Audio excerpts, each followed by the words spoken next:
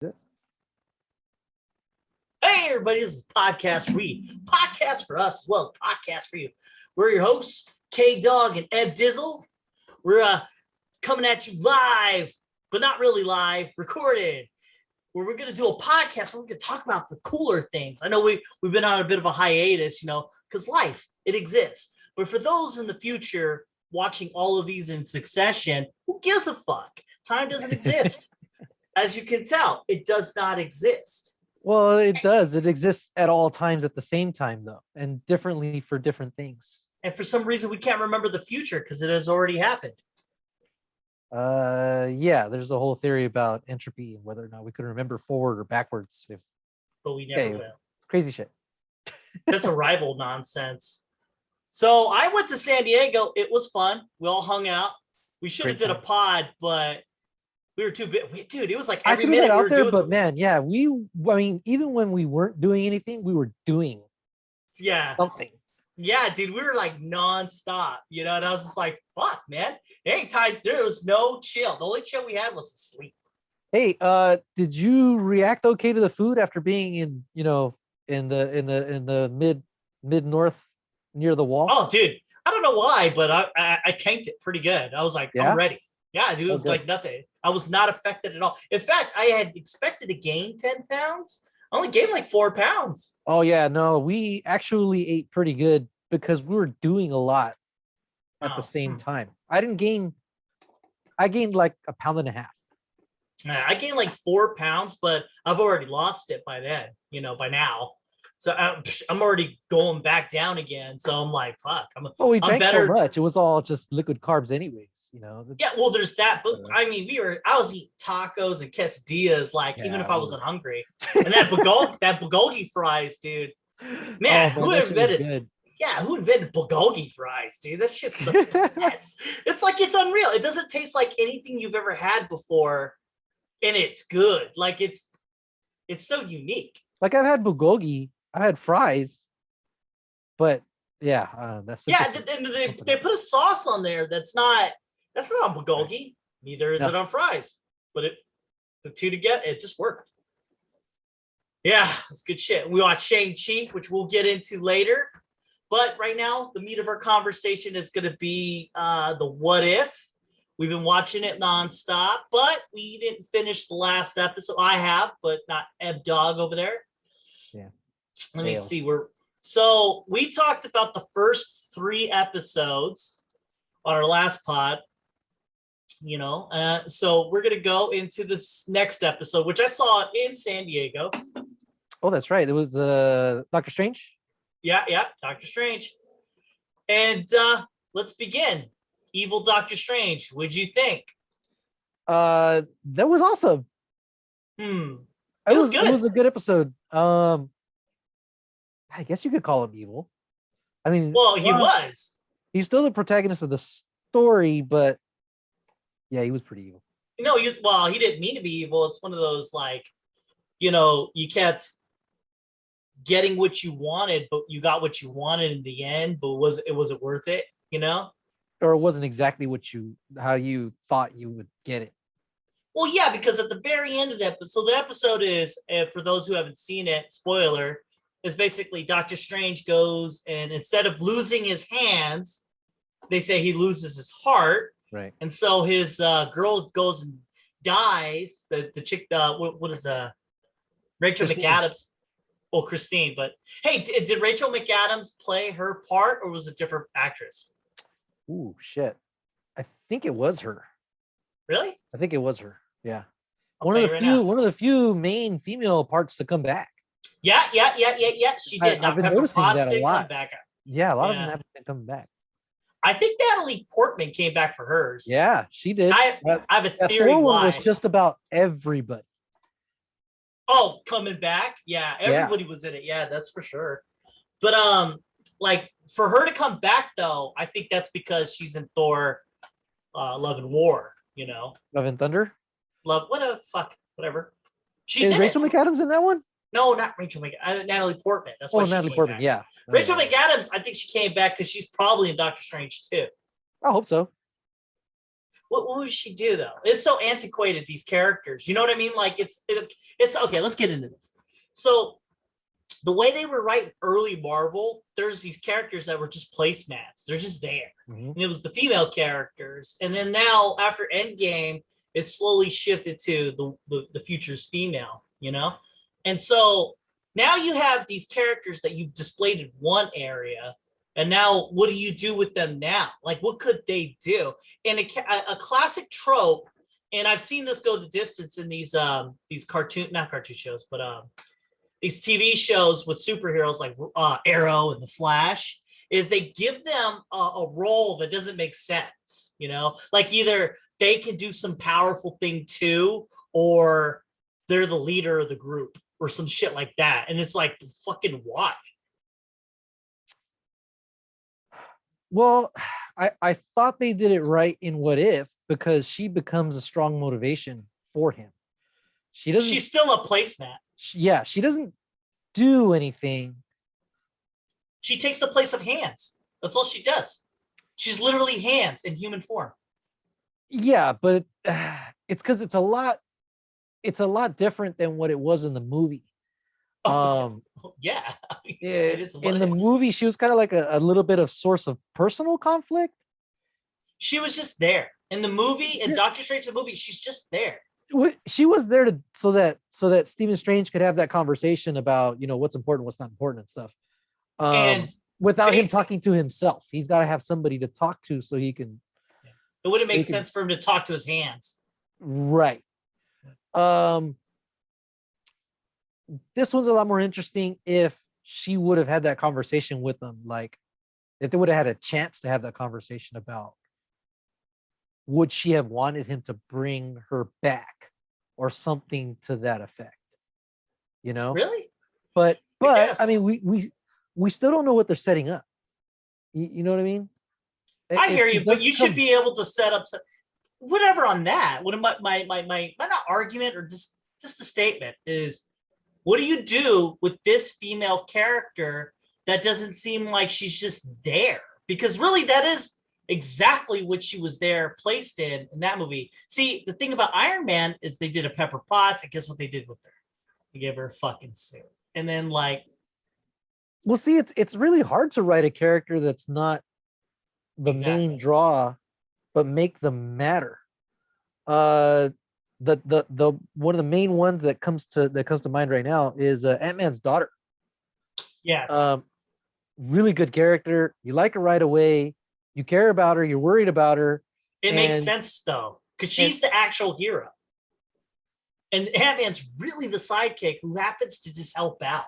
Like if you watch that movie through a different lens, or both movies, he's just kind of there, and he just gives himself I'm not talking about the Wasp. I'm not talking about the Wasp. No, Ant-Man. I'm talking about Ant-Man's daughter, the little girl. I know, but they were role reversed. She's it's like Big Trouble in Little China.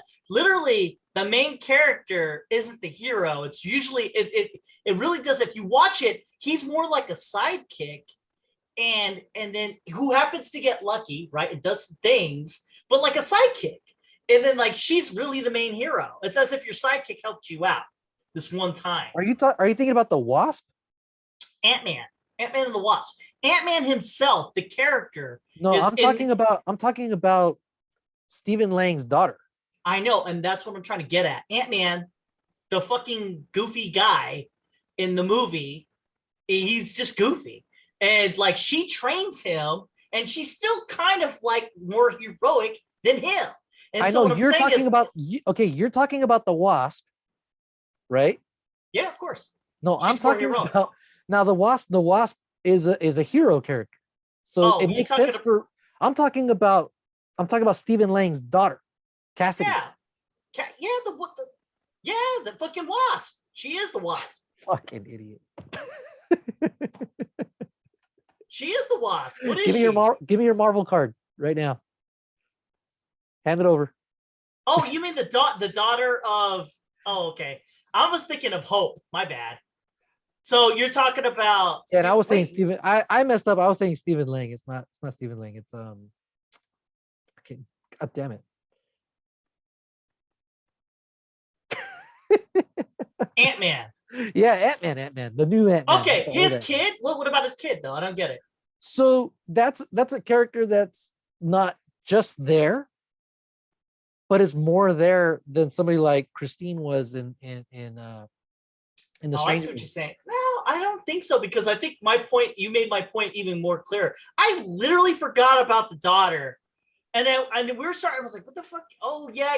He was doing this for his daughter. It gave him a reason to fight for it in that one movie, but in the second movie, who gives a fuck? Really, you could have took her out of the movie. No, She no, no, added no, no, no, jokes. no, no, no, no, no, no. Because Okay, a lot of his personal motivations have to do with her. So I know. you have to buy that connection between the two characters, and she has to be written like a real character for you to give a damn. No, If she's just a placemat, she then is. then it's really hard for you to get buy-in. Dude, every time I see the scene in Endgame where Lang sees his daughter again, I'm like, holy shit, that's some good shit. That's only good because you have good writers dredging that up, and that wouldn't have worked even if they were. Dude, I'm telling you, if the little girl wasn't there, you could have put anyone in that role. But it's no, no, no, no, no, no. Because you had two movies of seeing them two, the dynamic between them two, the fact that she was his main motivation for turning his life around, and even when you saw her, you were like, yeah, what a cute little girl, she loves him no matter what, and she still wants him around despite all these other things. It's Dude, I'm telling harder. you, if you would have replaced her for a wife, right, and he wants to get back to his love, and same thing, and then it would have been another dramatic effect of him trying to get with this girl, his wife. And the only reason why it's a kid is because they wanted to get him to get with her, the wasp lady. Yeah. Because to I get hook it. But that. That's the only but reason my why it's a kid. my point is that's one example where you can write a character that's not the reason you're watching Marvel. That to me isn't just like a place holding character, because there's other characters like I didn't really care or feel too much when Strange was fighting with Christine or reconciling with Christine or seeing Christine again. I was just like, that one felt like straight up just guy and his girl, right? Agreed. In Endgame, when Ant-Man sees his daughter again and she's all grown up, you're feeling a lot of that because of the history that they already had going back and the Yeah, writing I that went guess. into Yeah. it. The writing that went into it. So it is tricky to write a non-headlining character in a way where you care about what happens to them and the But connections that like they have to characters. your argument is undefeatable in a way because but I still don't think Thank you're you. right, is because you have two movies with this motherfucker and he's in Civil War. So you got three fucking of this guy, right? Of Ant-Man. And then you have Endgame, beautifully written, and you have that moment. Doctor Strange has one movie.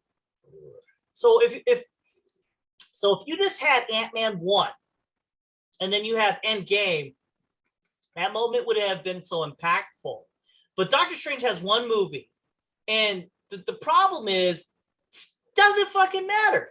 It doesn't matter about this lady. And like, I don't know. I felt more for her in the What If I hear than you. But what I'm saying, in the okay, original. And but it really had nothing to do with Doctor Strange. my original point was this. My point was this. What do we do with this character? What do we do with these characters? And my point It's was problematic. I'm agreeing with you. It's really, really hard to write a non-main character without giving them powers, because you can't even say, oh, Captain America's relationship with Agent Carter, because she was Agent fucking Carter. Yes. They ended up doing what you said. They ended up, elevating her to his level of impact and influence. Yeah. It's really hard to write a non-heroic, non-headlining character, but make them matter to the story without just being insert blank person here. I'm trying fucking hard to create in my head. Well, I mean, maybe do you think Spider-Man did that? Like, because do you think that his Mary Jane or whatever the fuck, do you think she's, because she feels like a character, doesn't she? No? She feels like a character, but nah. Well, like, what movie where you have a superhero, Lois Lane? There you go. Lois Lane feels like a character. No, she doesn't. In which? In the Man of Steel. Okay, yeah, Man of Steel, yeah. 78. Well, actually, the Richard Donner, I don't know, man. I really felt strongly about the Richard Donner movie. In the first movie, but after that, they didn't write anything. The first two movies, if you want to call it the first movie. Yeah. The first two movies is one. Okay. The Donner and the Donner. You're right. No, you're right. But if any, that would be the closest, right? But that has like since the 30s been a thing, you know. You have that when that movie came out, you had 40 years plus of history already of Superman and Lois Lane. So how do you well, we're moving on to in a way where let's think of a move. But I want to get there. I want to get there with this. So we got movies, right? And you got a female character, but not the main character. But we'll make her like of more of gravitas to the main character. With that, if you just again, like they did it good there, but she already came with a lot of weight. She's already there, you know. Yeah. Shang Chi. I know we're not. No, there, let's not talk. I know. We're not there yet. But Aquafina, you know, is to me an insert character here. She was, of course. I enjoyed her, but let's not fucking get there. No.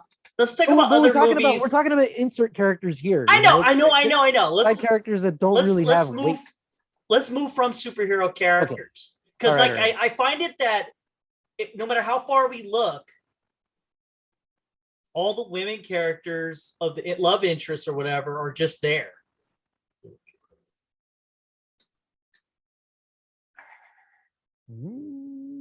Damn, I'm going through my catalog right now.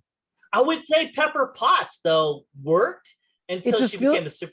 It feels like, well, no, that doesn't even count either. I was gonna say was non-love interest, right? Thanos and Gamora, but Gamora's a fucking superhero. Well, all right. How about let's move away from the superhero movies? Like, I don't know. Was it Batman? No, that's even worse. All those are just garbage. Yeah. The only one that really, you know, levels is Catwoman, but again, she's a hero. She's a super, yeah, she's in there. What other movies are there other than superhero movies? Have I forgotten all movies? You know, and even Pepper Potts was more annoying than anything in the Terminator 2. You have Arnold Schwarzenegger. Linda Hamilton's a superhero, dude. But Miles Dyson, because you do feel for the dude. He's not the main character. He's more one of this guy that kind of gets caught up in everything, and then you feel bad. You're like, this dude's fucking living his life on the edge of, you know, the greatest discovery ever, and then he ends up sacrificing his life because he knows it's his fault. It's like tragedy. He does it for redemption. It's tragic because he did nothing wrong, but because he did nothing wrong, everything went wrong, and so it's tragic and it's redemptive. So I think we figured it out. That worked. That's a good one. But again, that's really strong writing to put him in. I mean, like, he's only in the movie for like a 30-minute chunk of it. And so you would have to make the equivalent. You would then have to make it her fault. And that's why Doctor Strange did everything he did. It's her fucking fault. And then, you know what? And then she'd be like, as she's bleeding out. And he's like, no. I don't know how much longer I can hold this. And I'm looking through my Marvel movies. They're too far away, though. I'm thinking about any movie, really, where you just have a female character doing more, but still not the main character. And that's not a thing. It just isn't. And you can think of any kind of trauma, and it's like my brain starts going to mush at that point. I can't think of anything, dude. No. I'd have to go right up against my movies right now and look. But so, like, well, I mean, I don't know why we came up. Why did we even ponder this? And now my head hurts. Well, because we're wondering, you know, where do they go next? She's coming back in. You know, if she's coming back, what are they going to do with her? They're already making Thor's chick fucking superhero. Because Natalie Portman's going to be a Thor type character. I don't know. Yeah. You know, so it's like you can't do anything with characters unless you make them. And I think I think, and I have a theory, and I was going to bring this all together with the end of What If we've rated it, but I'm just saying, like, I think that the writing, I think we're at the end point of where we can be with superhero movies, and that I think it's sad, but I think it's true because it's like you made these characters about their powers rather than who they are, and then because of that, every time you add another character, they're not worth anything in this realm because to be of equivalence, you have to have powers. Just like any movie that's a drama, to equal or rival any other character, you just have to have drama. Yeah. Or action or comedy. But in the realm of superheroes, that's where we're at. We're at superheroes. And then if no one's a superhero, that's your metal, that's your drama, that's everything. Well, I mean, most movies have to have conflict, right? And that conflict, I mean, some of the best shit was that arc from Age of Ultron to Civil War to Infinity War, and then the beginning of Endgame. Yeah, you know, that conflict between Captain America and Iron Man.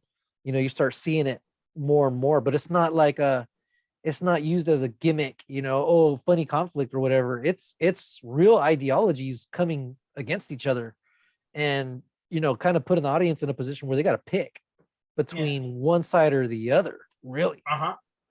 And that's some good shit. Do we have anything like that anymore? You know, is there anything like that where there's turmoil within the team? Because fuck, even Hawkeye, you know, Hawkeye's like tired of Quicksilver shit, right? He's ready to murder him, and by Civil War, he's like really protective of Wanda, and as you know, he has that debt, you know, to Quicksilver, and you see that reflected in his character going on. I feel like maybe the universe is getting really, really big, which might make it a good thing that Iron Man is leaving or has left.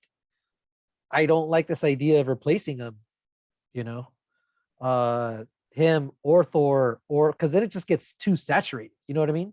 It's not about replacing. It's just you have to come up with new stuff. And then, like, the thing is, I think what they need to do is take a hard look at the concept of the thing and then build a story around a concept. So basically, you take Bob, he's a superhero. What's he do? Throws ketchup packets, what the fuck ever. And, like, you got to come up with a fucking Macbeth-like level story. Well, I'm hoping that, you know, COVID, that 18-month hiatus from everything, I think I put everybody on hold for like 9 months, right? Yeah. That they were able to take that time and really look at their shit, slow down, and develop it further. When did Black Widow get made? When did Black Widow come prior? Like, finish altogether prior? Yeah, Black Widow was supposed to come out last year. Yeah, but was it like the story, the way it was made, was it done before COVID? I haven't seen anything or any suggestions or anything online that says that there was any major rewrites. Okay, so it looks like that's pre-COVID. Like yeah, that's pre-COVID. So is Shang-Chi pre-COVID? I want to say Shang-Chi is COVID. They wanted to bring him in. They wanted to bring him and Captain Marvel in, I think during Age of Ultron. But they were like, you know, fucking pump those brakes, you know.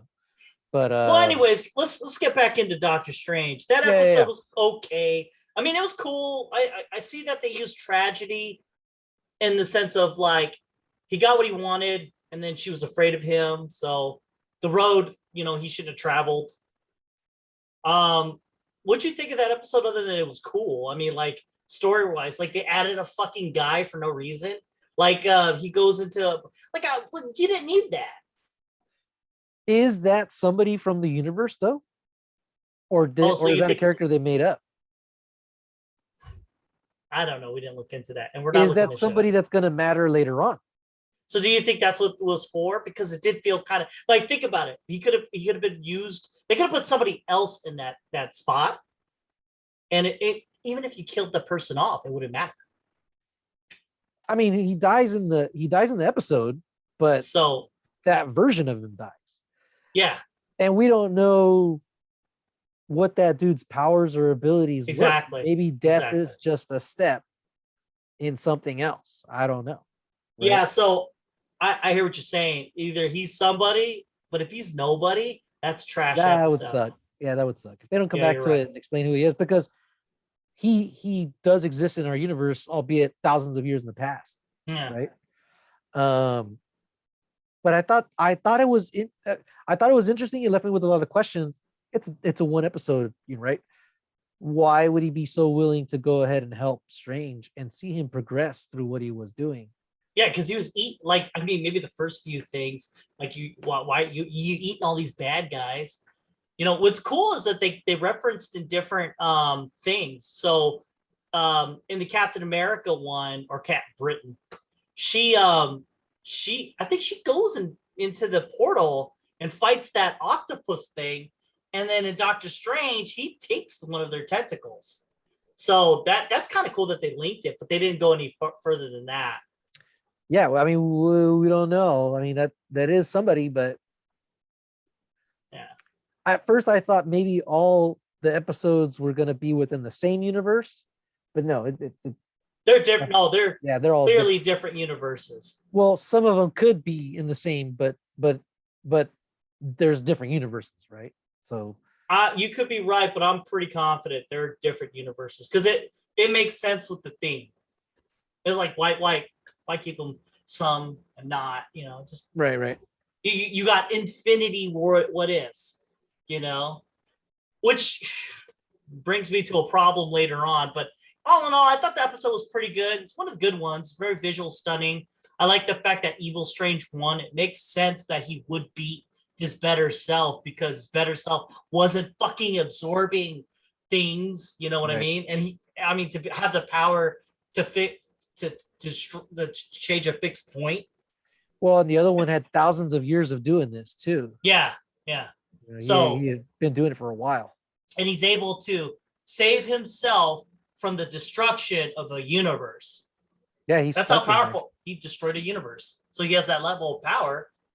I mean, not even Thanos could do that.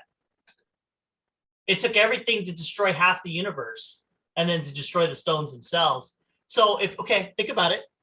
Doctor Strange destroyed an entire universe. That's like a lot of stuff is in there, Like there's things that are stronger than the Infinity Gauntlet in the Marvel universe of the cinematic universe and then the comic universe. And Doctor Strange killed that. It's not like so you're assuming this is at the end of Endgame, right? So he's playing with this little eye of Gaga Booga Gaga. So wait, so he has the time gem? No, this is not at the end of Endgame. It's a year after. After the end of Doctor Strange. So the Infinity Stones are there too. So he took those out too. Unless he has the stones right there, he was able to not only destroy the universe and keep a little pocket for himself, but also all the gems. And now, and if you think about how powerful that is, I mean, I don't even think they understood what they did when they did that. Because even Thanos couldn't destroy the gems without even hurting himself a little. He was like a little fucked up from destroying the gems. The fucking Doctor Strange looked perfectly all right. He didn't look fucked up at all. Well, he did that, but to the detriment. I mean, it destroyed the universe, but not for any gain. Like he can't do anything with it. No, I got you, but still, that's still high power. Yeah, he had the power to destroy the Infinity Gems without the Infinity Gems. Right. That's how powerful he is. Because unless they're there, he might have absorbed them somehow. Well, that's what I thought. I see, and they didn't really explain what he was doing. Like I thought, from my point of view, I thought his power got out of control and he was absorbing everything, or the universe was just collapsing in on itself. I don't know. I don't really explain any of that. The universe just explodes and he's like there. I'd have to watch it again. But yeah, he might have destroyed the gems then. I just said that. yeah. But right. But like they dissolved somewhere, wherever they were. Regardless, you couldn't have done that. Even the gems themselves couldn't have done that, which they did, and it almost killed him. Right. Thanos. He's able to eat. This is like the fucking things that he ate. He ate Ego. Like, Ego's pretty powerful. He ate the fucking entirety of the Nova Corps. Captain Marvel, who's supposed to be all fucking powerful, took her out. You know, I mean, like, she's not there. I mean, she was there. She has to be there in the universe. I mean, so, I mean, he took everybody out. They took out every fucking thing. We're talking suns. We're talking black holes. The way they did it, it looked like reality broke down everywhere all at once. So I don't think he fought them. But regardless, he had that power to do that. I mean, if you have power to crush reality, fuck, what's going on? Well, I don't know if he had the power to it to do that. I think he just pulled on the right thread to bring it all apart. I mean, Thanos could have pulled on that thread. Thanos didn't know about it. He's not a master of the mystic art. Well, fuck, that motherfucker was like so pretty sure I will destroy everything and recreate it. That's literally what he said. You thought he could do it. But he was getting stones to do it, you know, not magic. Yeah, I guess. I mean, it seemed like he was pretty powerful. Well, I mean, he had resilience.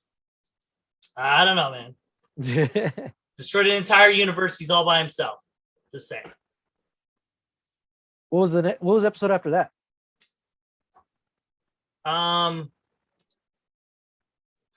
The zombie one. Damn, I watched it. I liked it. I don't remember a damn thing. Can't be that good. So basically, for reasons that don't make sense. Oh, the quantum zombie virus. Quantum zombie virus. So I guess Ant-Man's, or the original Ant-Man's wife, got a virus in her, and which is terrifying because she's in the quantum reality, which in that reality connects to all time. Because you could go back and forth. That's how they go back and forth the time. And I mean, so she's a zombie. Like, could she infect all time? Like, oops, you know. But regardless, she goes and gets everybody. Iron Man is a zombie. Everyone's a zombie. And then, I mean, for what it is, it's a pretty stupid episode. I mean, I thought we're getting Marvel zombies, but we got this half-baked episode. Well, I mean, you got to remember, I think they're lensing a lot of the what if comic stuff to the cinematic stuff. Of course they are. That's exactly what they're doing. However, you can still do it. Yeah, the way you explained it to me, I think they could have done that too. I'm thinking, let's see here. So there's a part where, okay, so they know that if you get bit, you turn into a zombie, right? So Ant-Woman or the Wasp lady, she at the very end, she has an idea. She's gonna go get ate up, turns into a giant. So she got bit. And so what do? We're gonna keep this suit on. So she could turn into a giant zombie. A giant zombie. I mean, I thought that was dumb. Yeah, I didn't give that too much thought at the time, but now you bring it up. No, I just the whole episode was, and the reason why it's forgetful is because, like, other than Spider-Man having his moment where he, like, just bad stuff happens and you just got to keep moving forward, and I was like, that's cool, I guess. I don't know, like, my heart just wasn't in it. Like, I was like, that's all right. I mean, like, I don't know. I actually was looking forward to that one the most. Yeah, me too. I was looking forward to that one. And it was the most uneventful thing, because the cool thing in the Marvel zombies is they're literally zombies, but, like, they're still them. Right. But they have to eat flesh. So you have Iron Man like, I don't want to do this. And he's like chewing on you. And that's what made it different from some kind of comic in which they're zombies. They're just fucking zombies. It was cool because they knew what they were doing. They're heroes. They're genuine heroes who do not want to do this thing, and they have to do it. And I think that's awesome. And then they have to be diabolical about shit. They're like, hey, yeah, I'm not a zombie. Come on, bro. Come on over. Psych. I'm sorry. I had to lie to you because I had to eat you. So it was kind of like a tragedy every fucking time you met with one of these characters. And they just so happen to keep getting stronger as zombies. And it was Vision taking care of Wanda, right? Yeah, and so somehow this mystical witch lady got bit, and she for whatever reason she can't stop being a zombie because she's a witch. She's so powerful, she can't stop being a zombie, and she can't be cured. That's some strong ass like power, dude. You have the power to be corrupted and become a zombie, but the power not to be healed from it. But it seems like, I mean, did the zombies really have, their like their wits about them in this version? Well, I mean, I like don't for think the they one did. they did kind of right, the telekinetic dude. Yeah, but not their Iron Man did his thing. full facilities, not They didn't not talk. like in the comics. Yeah, they didn't talk, and they didn't. All they did was do things. Like Iron Man was just Iron Man. He didn't say anything. He just Right. shot you and ate you.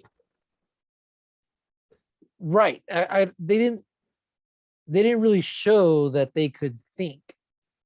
No, well, You I know. mean, it's like what do you? Because I was at first, I was like, oh, I guess they could think because they were fighting. So I mean, like he's fucking Iron Man's flying around and shooting shit. That doesn't seem like normal zombie behavior. Like zombies were like, what's normal zombie behavior, Kevin? well, classic zombies like stupid and they're like, eh. Like even if they got a car, it's not like they drove a car. I've never seen a zombie flick where the zombie's driving a fucking car. But here's Iron Man, shooting beams and shit and flying. I mean, that's not easy. Yeah, but in this universe, maybe it is. Maybe it's intuitive. I guess. But it was funny though. The suit is intuitive, just like Iron Man or Spider-Man said in Infinity War. You're fucking right. Maybe that is it. Yeah, man, I can't argue that. The suit doesn't know that he's a zombie. It just knows that he wants to go that way, and then it knows that he wants to shoot that thing. I don't know, man. Jarvis couldn't figure out that he's a zombie. Well, at that point, you had Vision already, so it wasn't Jarvis anymore. It was he didn't upload Friday. Yeah, who knows if it was Friday or Tuesday or Wednesday? I don't know. I feel like he'd have an AI to fix him up. Yeah, I don't know. I'm just feeling that, that makes sense. Like this makes so much sense. Yeah, but it's not an emotional AI. Jarvis, it's like they programmed him with snark, but you were like, was that programmed snark or was that Jarvis had feelings or was he operating under logic? Well, Jarvis did the thing where he said, hold your breath, and he helped them out in Iron Man 3. So Iron Man's pinned under some rocks in the ocean, and Jarvis makes the decision to separate the arm to help him out. Jarvis made that decision. But that's AI still. That's not an emotion. Yeah, that's not emotional. I'm telling you. So Jarvis is really, completing his main function, which is to protect Tony Stark. So, I hear you. But does Jarvis really, or Friday or whatever AI, it's the same. It's just going to protect them. So even I would think that he would make, if he's making a jar, why wouldn't you do the same thing? Like you have a Jarvis that helps you out. Yeah. That's such a stupid thing not to do. That's what I'm saying. Like, so he still has a Jarvis or Friday or whatever to help him out, but that one doesn't. It's not going to distinguish or make a call about, well, no, you're zombie Tony Stark now. I shouldn't help you and here protect you anymore. I don't know. That's a good argument. I can't really see how. Other than this, it really would be a hard go to try to argue that out because I really do think that the AI was smart enough to be like, oh, let's try to do some things and like let me help my master. Yeah, but do you code? How do you code or program an AI to say, if I ever turn into a zombie, don't fucking help me? Yeah, but how do you code in the event that I'm caught underneath rocks in the ocean? Fucking separate yourself and help me out. They fucking did that. That's an AI function. It's looking at okay, protect Tony Stark. What are the things that the suit can do? What are the assets or the resources that we have right now? There you go. To solve Tony that Stark, problem right there. Yeah. Protect him. So Tony Stark being a zombie or Tony Stark zombie. It's gonna be the same thing. What can we do to protect the guy that's in the suit? That's true because there's no precedent for Tony being fucked up, the robot stopping him. Now that's something that they could have done, right? like Tony, I think he really would have done, if I'm under duress or I'm being manipulated, don't do what I'm doing, or don't do what I tell you to do, or don't protect me or whatever, right? Make a call for whatever. But how do you program that into an AI? How do you teach an AI that? I don't know. Fuck it. It's Tony Stark. It seems like he had a MacGuffin for everything. Oh yeah, this is not my field of expertise of time travel, but fuck, I'll dabble. And then he fucking does it. And I'm like, yeah, it's not my expertise with nanotech, but fuck, I got it. I mean, like, he did that like 2 times. He was like not an expert in a thing, and then did what no one else could do. He did it twice. Oh no, 3 times. He made an infinity gauntlet. So you got these dwarves. Only these fucking dwarves can do this thing. And no, Tony Stark, he fucking, I don't know, never seen a fucking dwarf and just knew how to do that. You know, like I was saying, like he's magic in his brain. But you know, we digress. I'm just saying though. Well, he did have access to Stormbreaker. Maybe Thor let him take a look at that so he could see, okay, what kind of metal is it made out of or whatever, you know, and kind of reverse engineer that type of thing. That technology. I don't know. Yeah, you could write it because it was 5 years later. Who knows? Yeah. Well, he's like, look, you only had it for like 5 days. But he's Tony Stark. No. Because Stormbreaker. Oh yeah, you're right. Yeah, but Thor kept Stormbreaker with him in New Asgard. Yeah. Using it to open bottles. Yeah, so for 5 years, he could have hung out with them for one of those years. You don't know. That's true. Hey, I had a kid. Come and meet me up. And then Fat Thor in training comes up and he's like, hey, let me check that shit out. And then what Tony Stark does is like, fuck, I know how to make a thing. Let me check. I mean, that's what he does. Like, he gets the mind gem, and the motherfucker, after 2 days, creates a robot that literally can end the universe. Super side note here. I was watching Training Day. Oh, that movie's fucking awesome. It's the best. Denzel Washington tells oh yeah, I got 4 boys. You know, if you ever need me to hook up your old lady, let me know. I never miss. Oh shit, dude. Whoever the fuck. That's true. The director of that, Antoine Fuqua. Yeah. Fuqua. He's becoming one of my favorite writers and directors. Like, every time he touches something, it's pretty good. I mean, for the most part. I have a theory that the ending of Black Panther, he like stepped away and somebody else jumped in. Because that movie that wasn't Antoine Fuqua. Yeah, I thought it was.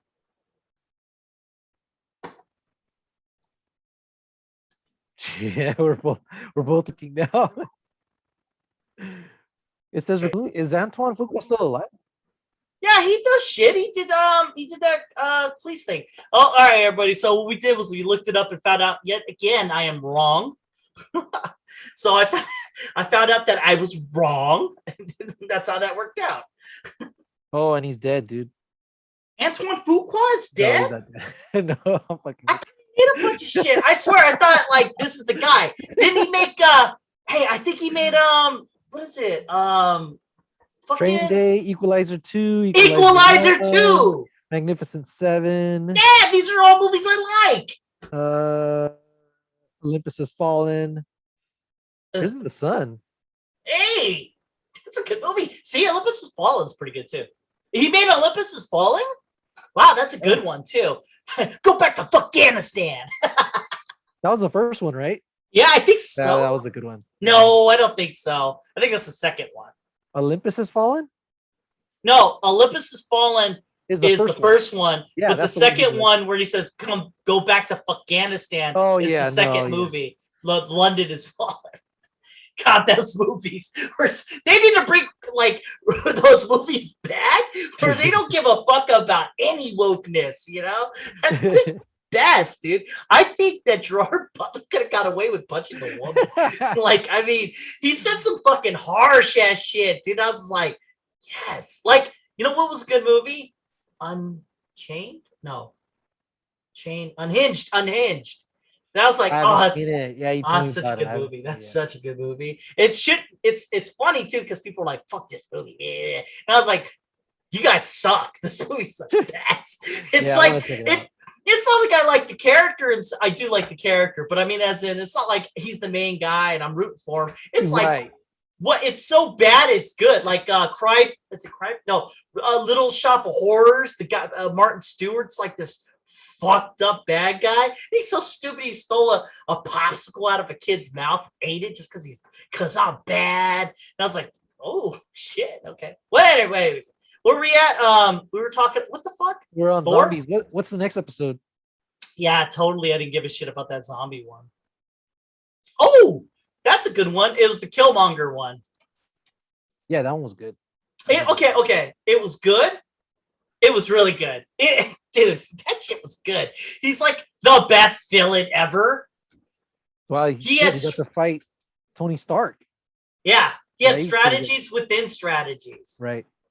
He's playing chess. It makes you think, though, how does he lose? In Black Panther, you know what I mean? Like it should be like he should win. Like when you watch this Killmonger thing, the things that he does is like so extreme. I thought he was better there than in the actual Black Panther movie. I remember thinking that. Well, yeah, because he wins. He kind of wins in Black Panther also. He kind of wins the argument a little bit, obviously not the solution.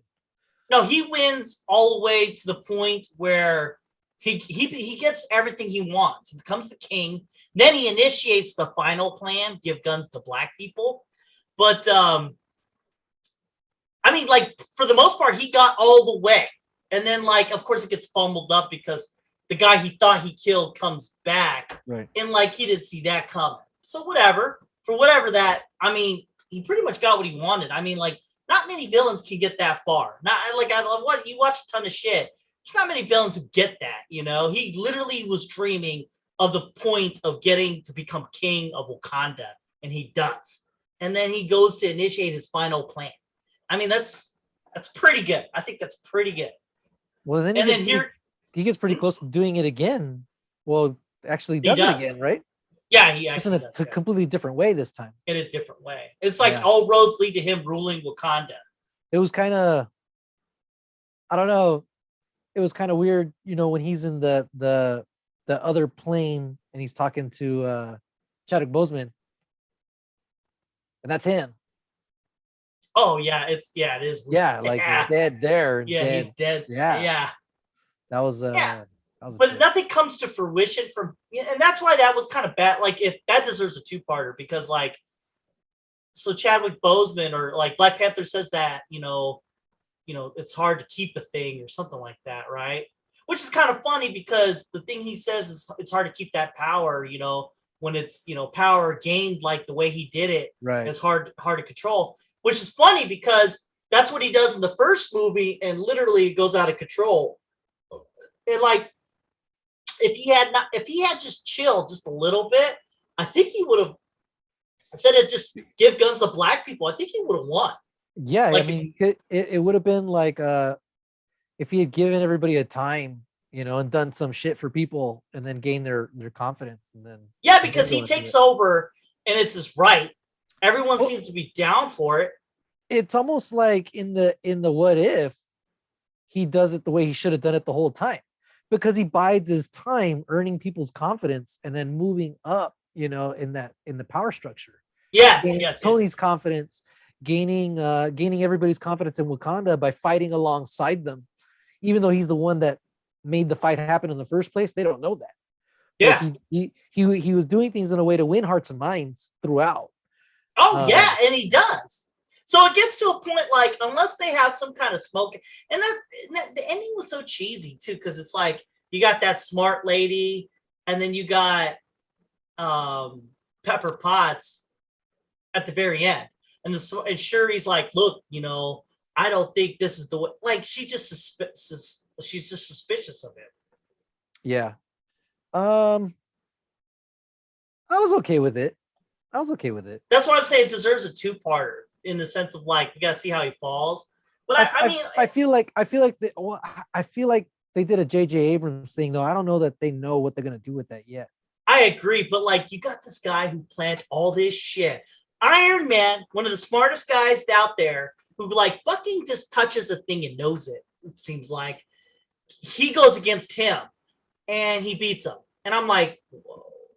I mean, like, it makes sense. Killmonger versus Iron Man. To take this guy out, to take Iron Man out of the equation, you know, I mean, damn, dude. Damn, that's just a lot.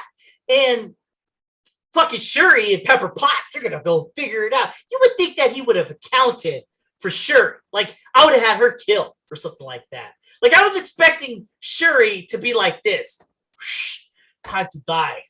And they kill Pepper Potts, you know, just to get that shit out of the way. But Shuri just so much outsmarted Killmonger. Why'd you do that earlier, Shuri? I don't know that she outsmarted him. She did. You know how she did? Kind of figured it out. You know how she outsmarted him? Huh. She's fucking there having a sentence. You know what I mean? Like, she left fucking Wakanda. You'd think, like, here I am, fucking Wakanda. Who am I fucking gonna look out for? Who's coming for me? Is it gonna be somebody else, or is it gonna be the fucking family? Like, I would think the king is about to do some shit. I would think the queen's gonna do some shit. Well, he thinks he's won their confidence, so he might not suspect them. Well, Shuri must be really fucking good at acting.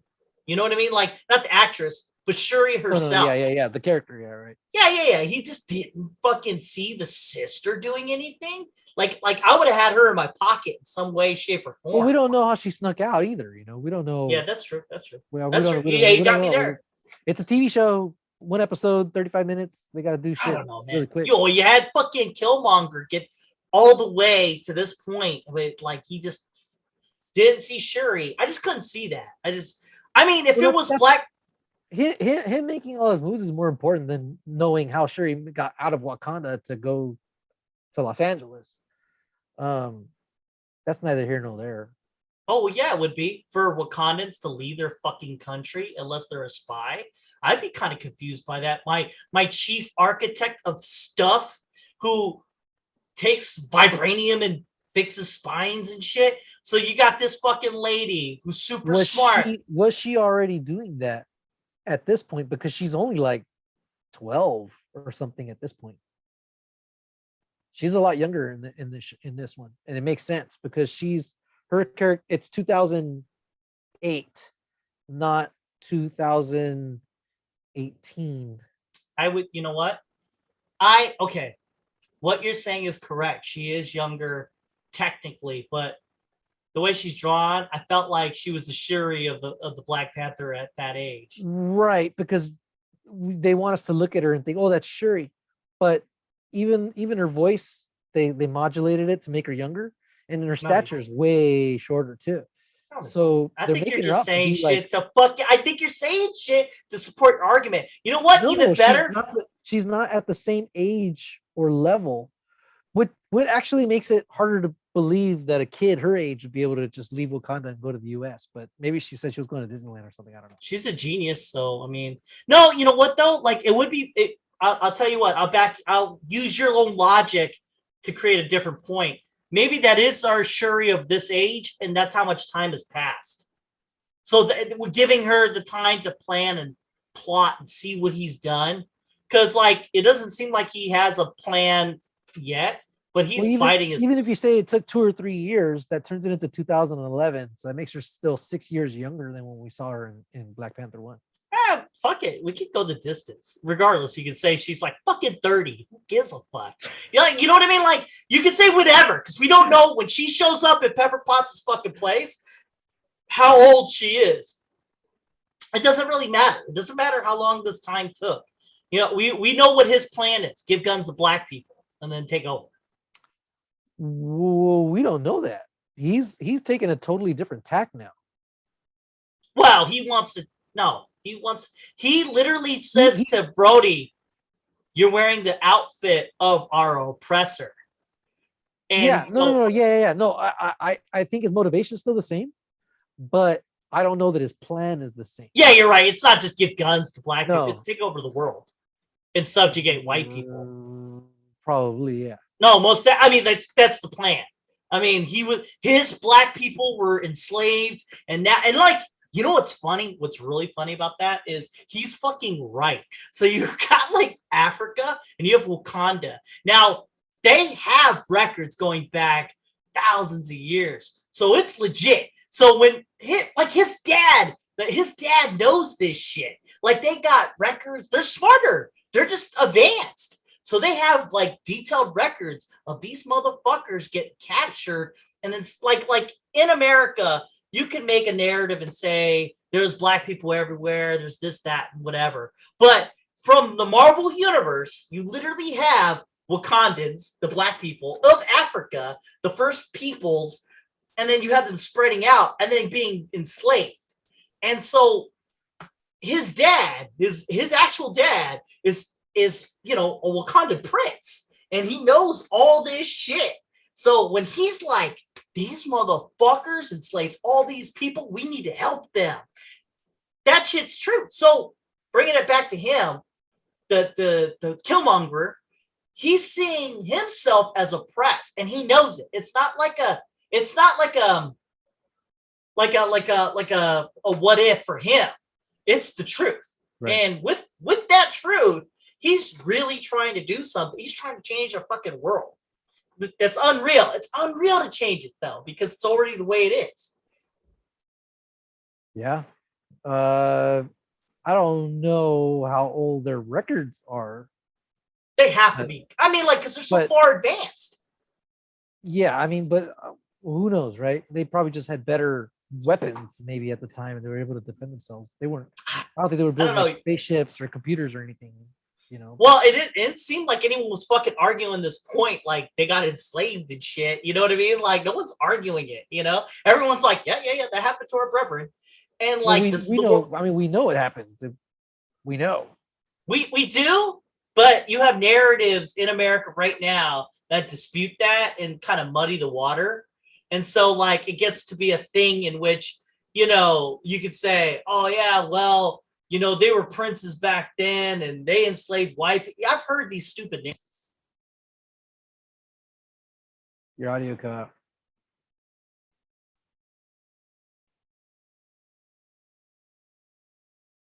What point I was trying to make?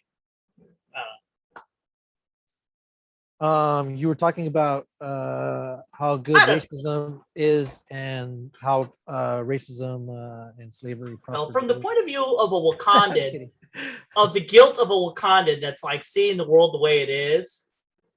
I mean, I can see why you take that approach, like fighting war, I guess, because he was pretty fucking confident if he gave guns to black people in the 90s. That shit would have fucking fixed everything. You're talking about a prince, a well-educated individual that comes like that's like us going to Afghanistan and talking to one of the peasants. I'm like, yeah, man, if we just arm these fucking guys. That was my only problem with the first Black Panther movie was it was almost like they had to write that last part really, really fast to make them wrong. You know what I mean? What do you mean? They had to turn him into like they had to make him somebody irredeemable by having him do that. Like completely. You mean the Black Panther or in Black Panther movie? You mean Killmonger? Who? Killmonger. No, I'm talking about Killmonger. Like his plan to send weapons out into the world was like, okay, wait a minute, that's not. It's the same plan his dad wanted. Right, but again, I think it was kind of just written in there to make him wrong in a way that was irredeemable. It didn't feel like it was irredeemable. This is where I got it. This is what I understood it as. He just had a different way of thinking. Irredeemable would have been like, we're going to rape the fucking white people to death, or some shit like that. Like all he wanted to do was change the power structure. So, instead of like black people living and dying in poor areas, they living in good areas. He had Wakanda. I mean, really, what he should have done, because the real power structure is money. What he should have done was just fucking create some Wakandan patents, and then send money out to make trillions off of that shit, and then just send money out to people that he felt deserved it, and that would have tipped it. Yeah, dude, it seems to be like But that's what Black Panther ultimately does: is create a. He takes out 3 projects, apartments, and turns it into like a Wakandan center to help other That's not people. gonna do shit. That's not gonna do shit. What they should do is go out there and fucking buy universities and colleges and fucking. No, I agree with that, but do like that kind of shit. He's starting with those 3 little areas right there, and he's gonna understand that they're from the fucking future. If they have the ability, to put some fucking vibranium in a spine and then it will heal it. I mean, like, that's just a spine. Like, you got TB out there, chlamydia. I mean, all sorts of shit out there. They can help them in so many ways, like food, education. They're Wakandans. They got like super intelligence, That's what I'm saying. If they were to put out some patents, sell some shit, because they have the best shit, they'd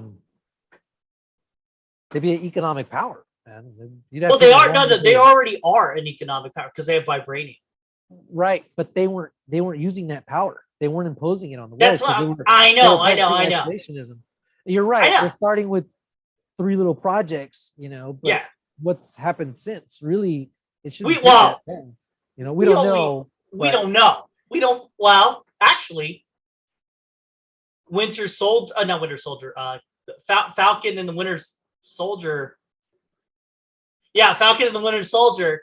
Like, that takes place after Black Panther, right? Many years after, too. And what did Wakanda fucking do? Like, it's like they didn't do shit. And like, I was like, wait, you were trying to help people and then you did it. And like, hey man, not for nothing, the guy who like saved the universe, who can't get a fucking loan, couldn't get a Wakandan loan. No shit. I didn't even think about that. Been in Wakanda, he had fought alongside those dudes. Like, he could have did that, dude. Seriously, all he had to do was like, Black Panther. Could you give me 1 ounce? Remember that time we went through that hole together, and I said on your left, and you said Ebon Bay? Can you give me a loan for a fucking boat or a house? He doesn't even need a loan. He'd say, "Can you give me your penny? Can you give me your version of a penny, which is made out of vibranium?" Because he was like, when Ultron's talking about vibranium, they're like, this is worth like this, and this. And I was like, fuck, dude. It's like, here's gold, like 1 little piece of gold. They have that shit like everywhere. Vibranium necklaces, vibranium balls that just go into people and cure their fucking spine. I mean, they had everything. It was like everything was made of vibranium. So you couldn't spare fucking homeboy a fucking tooth? A fucking vibranium tooth? Vibranium grill. Dude, anything. And it seems to me if you just have just a little bit of that shit, you're rich. So I mean, you could hook him up. Fuck, whatever. I'm just saying. And he's black. That's your people. Bucky could have just like sliced off a piece of his arm or broken off one of the little blades. That's all made of vibranium. But that's like white savior syndrome. You don't want that. Oh, right. We're talking about Black Panther helping his buds out, which he promised to do and did not. Well, it is a comic book universe. They don't really solve real problems. They only solve the big ones. If that was real, then yeah, dude. They're only good at like saving the world. They're not good at like saving your bank account. All right, let's move past that shit. It's a good combo. I'll tell you what, man, we're powering through some shit. Oh, we got here. Party Thor. I enjoyed the shit out of that episode. Okay, I got some thoughts. I thought it was ludicrous, most of it, right? The part that tells you this is a fucking Bugs Bunny cartoon is when I think they're fighting each other and you see him like going into France and it says France on it. Yeah. That's straight out of a cartoon. And so the whole thing was nuts and it was fun. And I think what was it?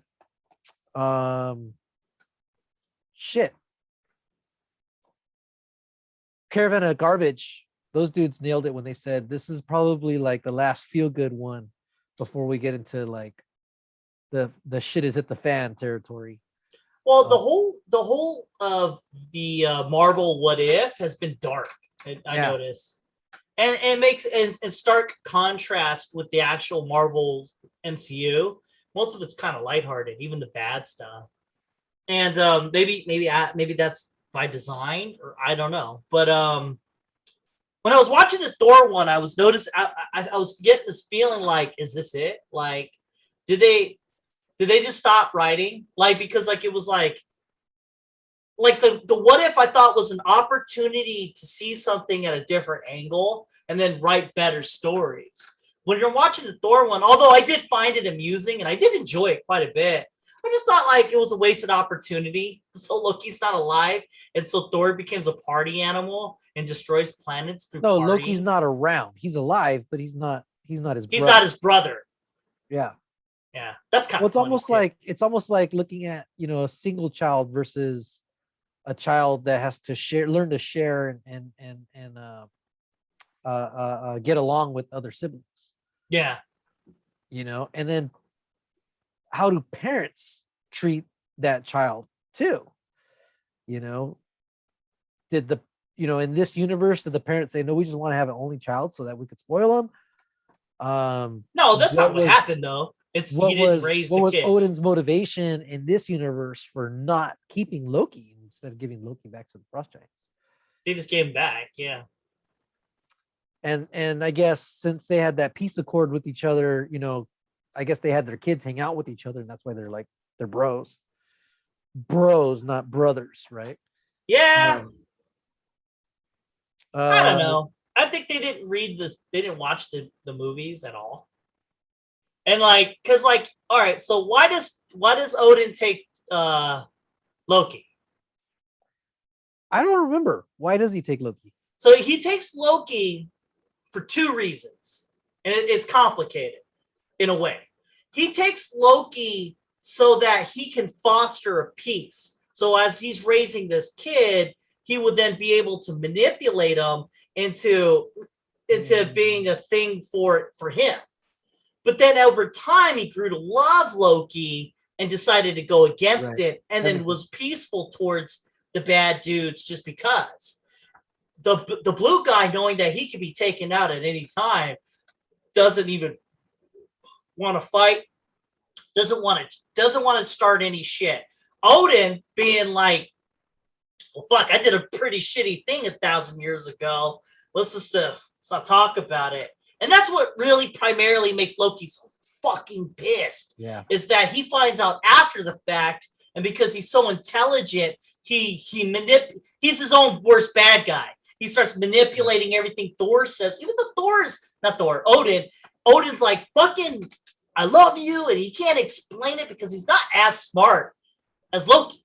And he understands what Loki's doing when they're having that argument. That's why he has a heart attack ultimately and goes into the Odin sleep. It's because he's so hurt by what he did, and he can see the pain in his son. He can't undo it. That's ultimately why in Thor Ragnarok, when Loki does the thing where he takes him, casts a spell and send him to Earth, that's why Odin lets him do it. It's not that like Loki was smarter or stronger or anything like that. It's fucking guilt, man. He's letting him do it. Let his son take him down, and I could see that. But so there's that. And so in this universe, Loki's not tortured that way.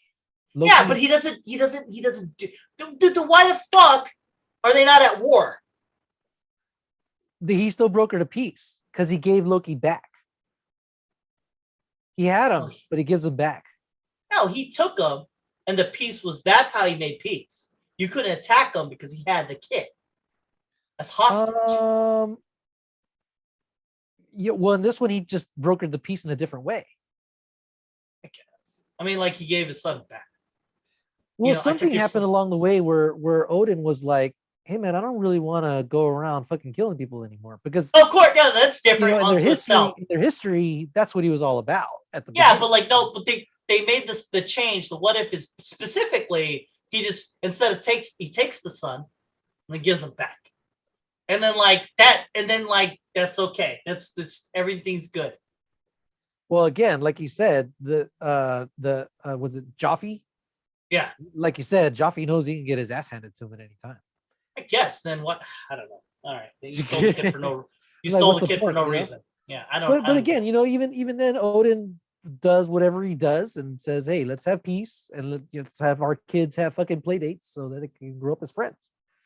All And right. that's the sense that I got, you know, based on their relationship when they were all like really cool with each other, they're mates, like in a caravan of garbage said. They're not brothers. Yeah.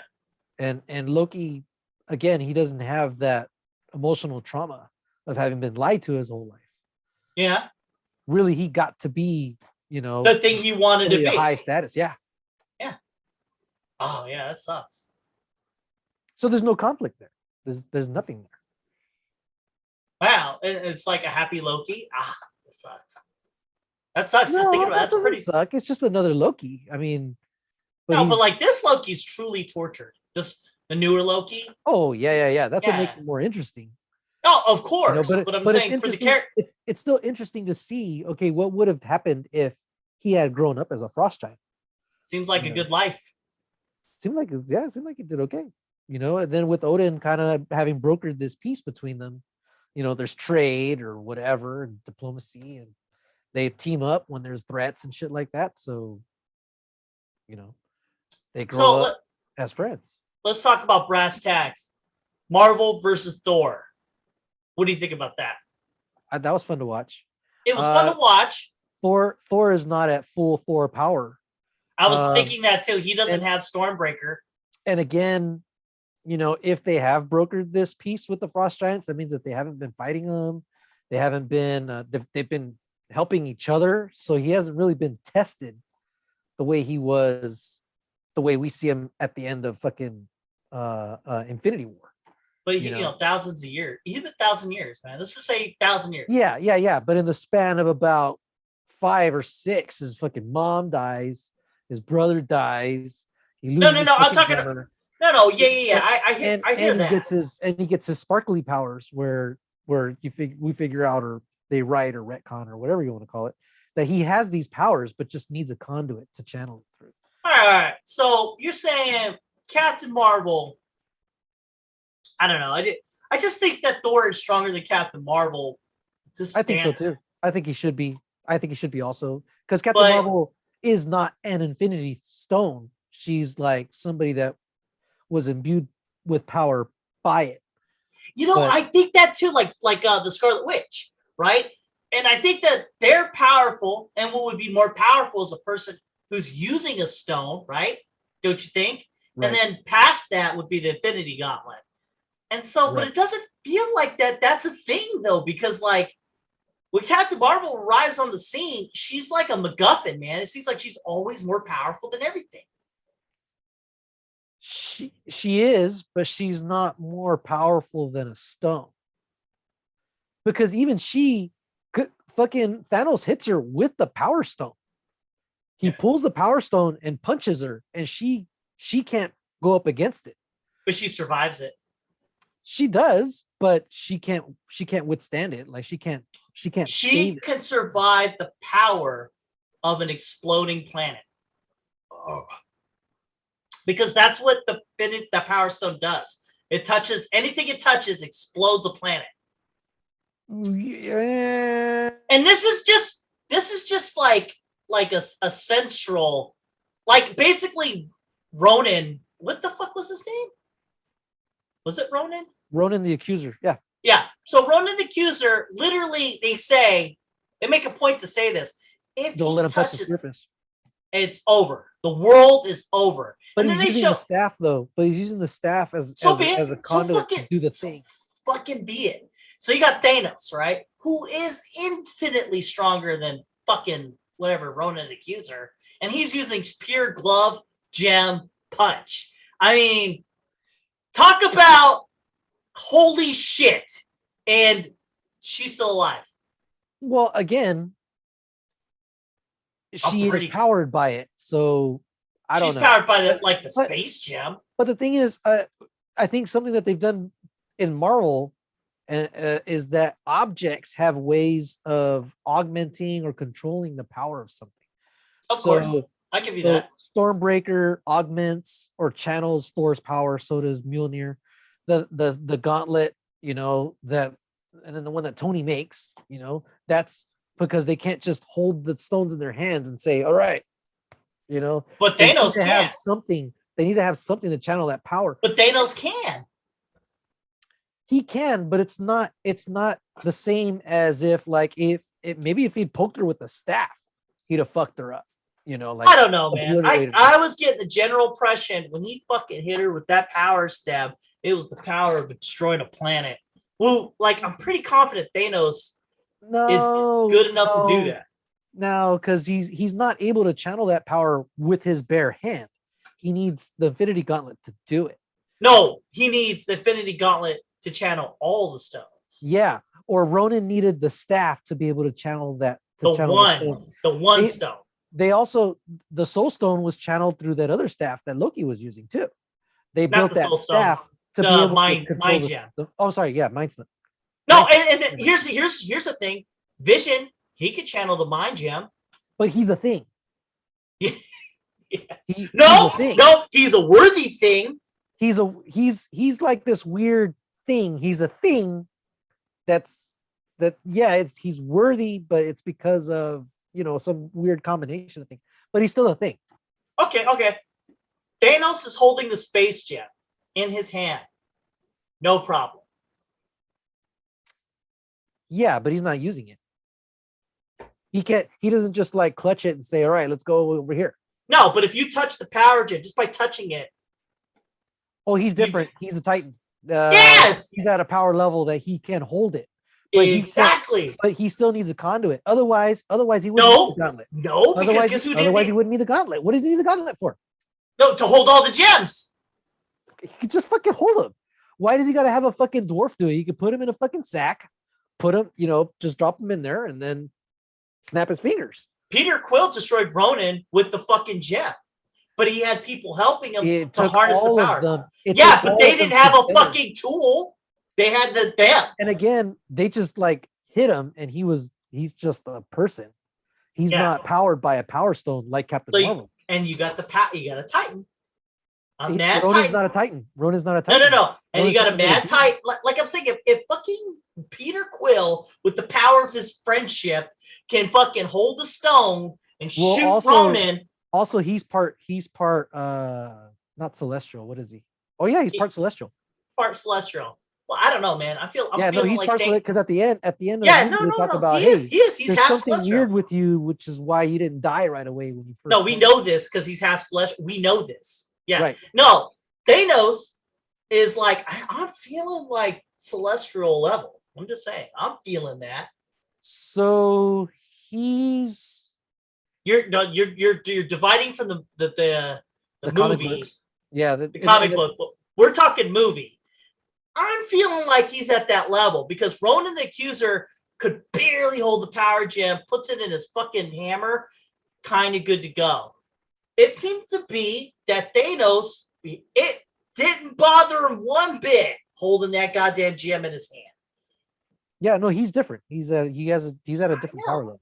I'm telling you, when he punched that fucking lady with the power gem plus a Thanos, it was world destroying. It should, yeah, but she's that powerful. I'm just basically trying to give you a power level of what she is. She's that powerful. Yeah, but the punch she took wasn't from a focused. It wasn't channeled through an object like it needs to be used. At tomato. But I feel like it's not tomato. Every time you see somebody using a stone, at its max, it's attached to something. It's with something else. It's not by itself. I mean, other than Peter Quill. No, but even then, they just used it was him. They were sharing the power. Yeah, but it's not an object; it's them. And they're literally dying to do this. Well, and they used it on somebody that has normal resilience like us, or just a little bit higher, like half celestial, maybe Drax, but he's not an eternal. Ronan. He's half celestial. Ronan the Accuser? No, Ronan the Accuser is some dude. Ronan No, just whatever becomes the fuck dude on in a him, race. dude. He's able to hold it though. He is able to hold it, Ronan holds the stone. and then he pushes it into the thing. But he does hold it. But it hurts him though, right? Of course it does. Okay. He holds it, and he's like, and then he pushes it into the hammer, and he's good to go. No more exploding, you know? But then he's able to, like, survive, what is the Hadron cannon? Whatever the fuck. No, the Hadron rocket. cannon hits the hammer.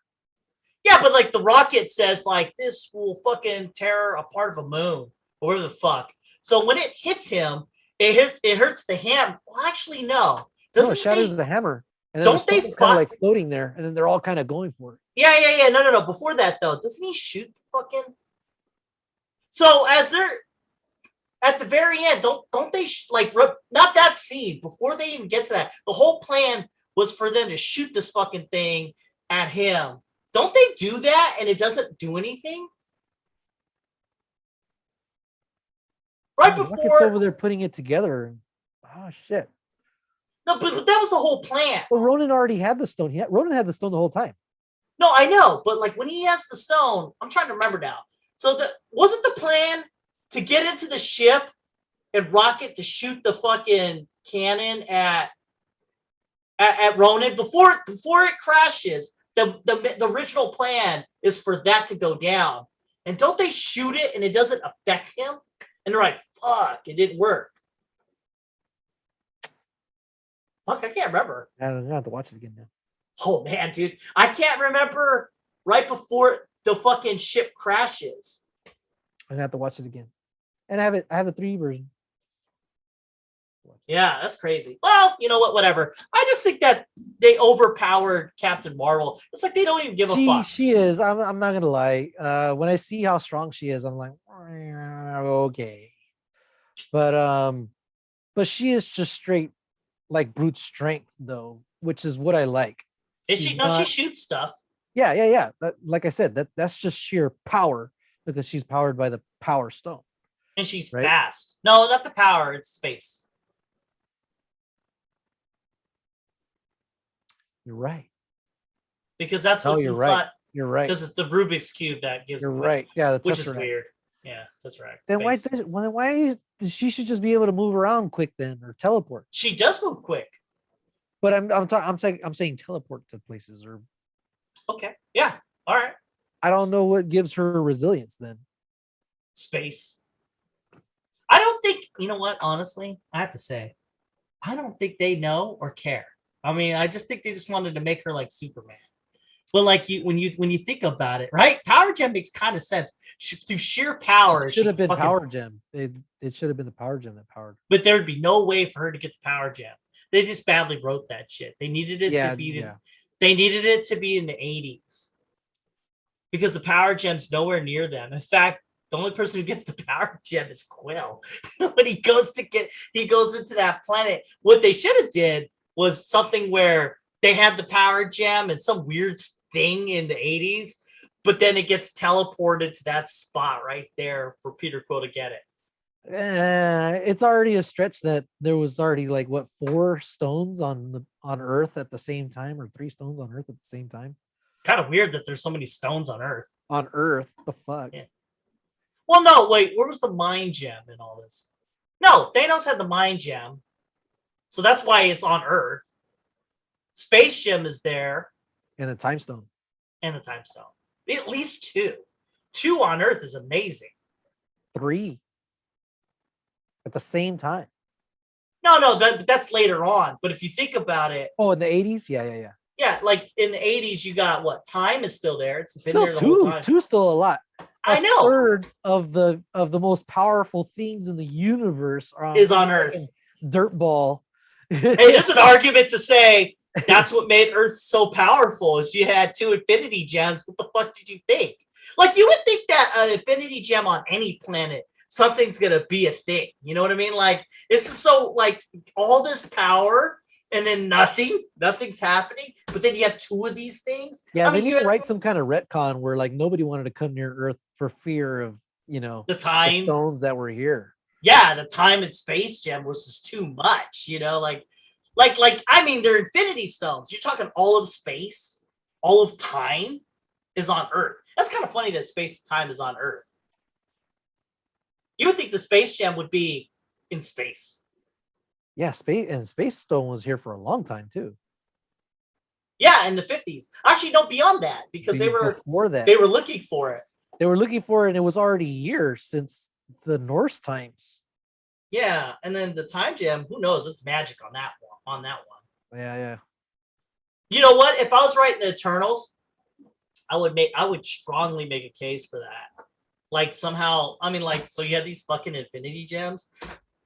Who would thought to create a story about that? It's looking like they were only allowed to use their powers if the deviants were showing up. And I guess the deviants are showing up because of what happened in Endgame.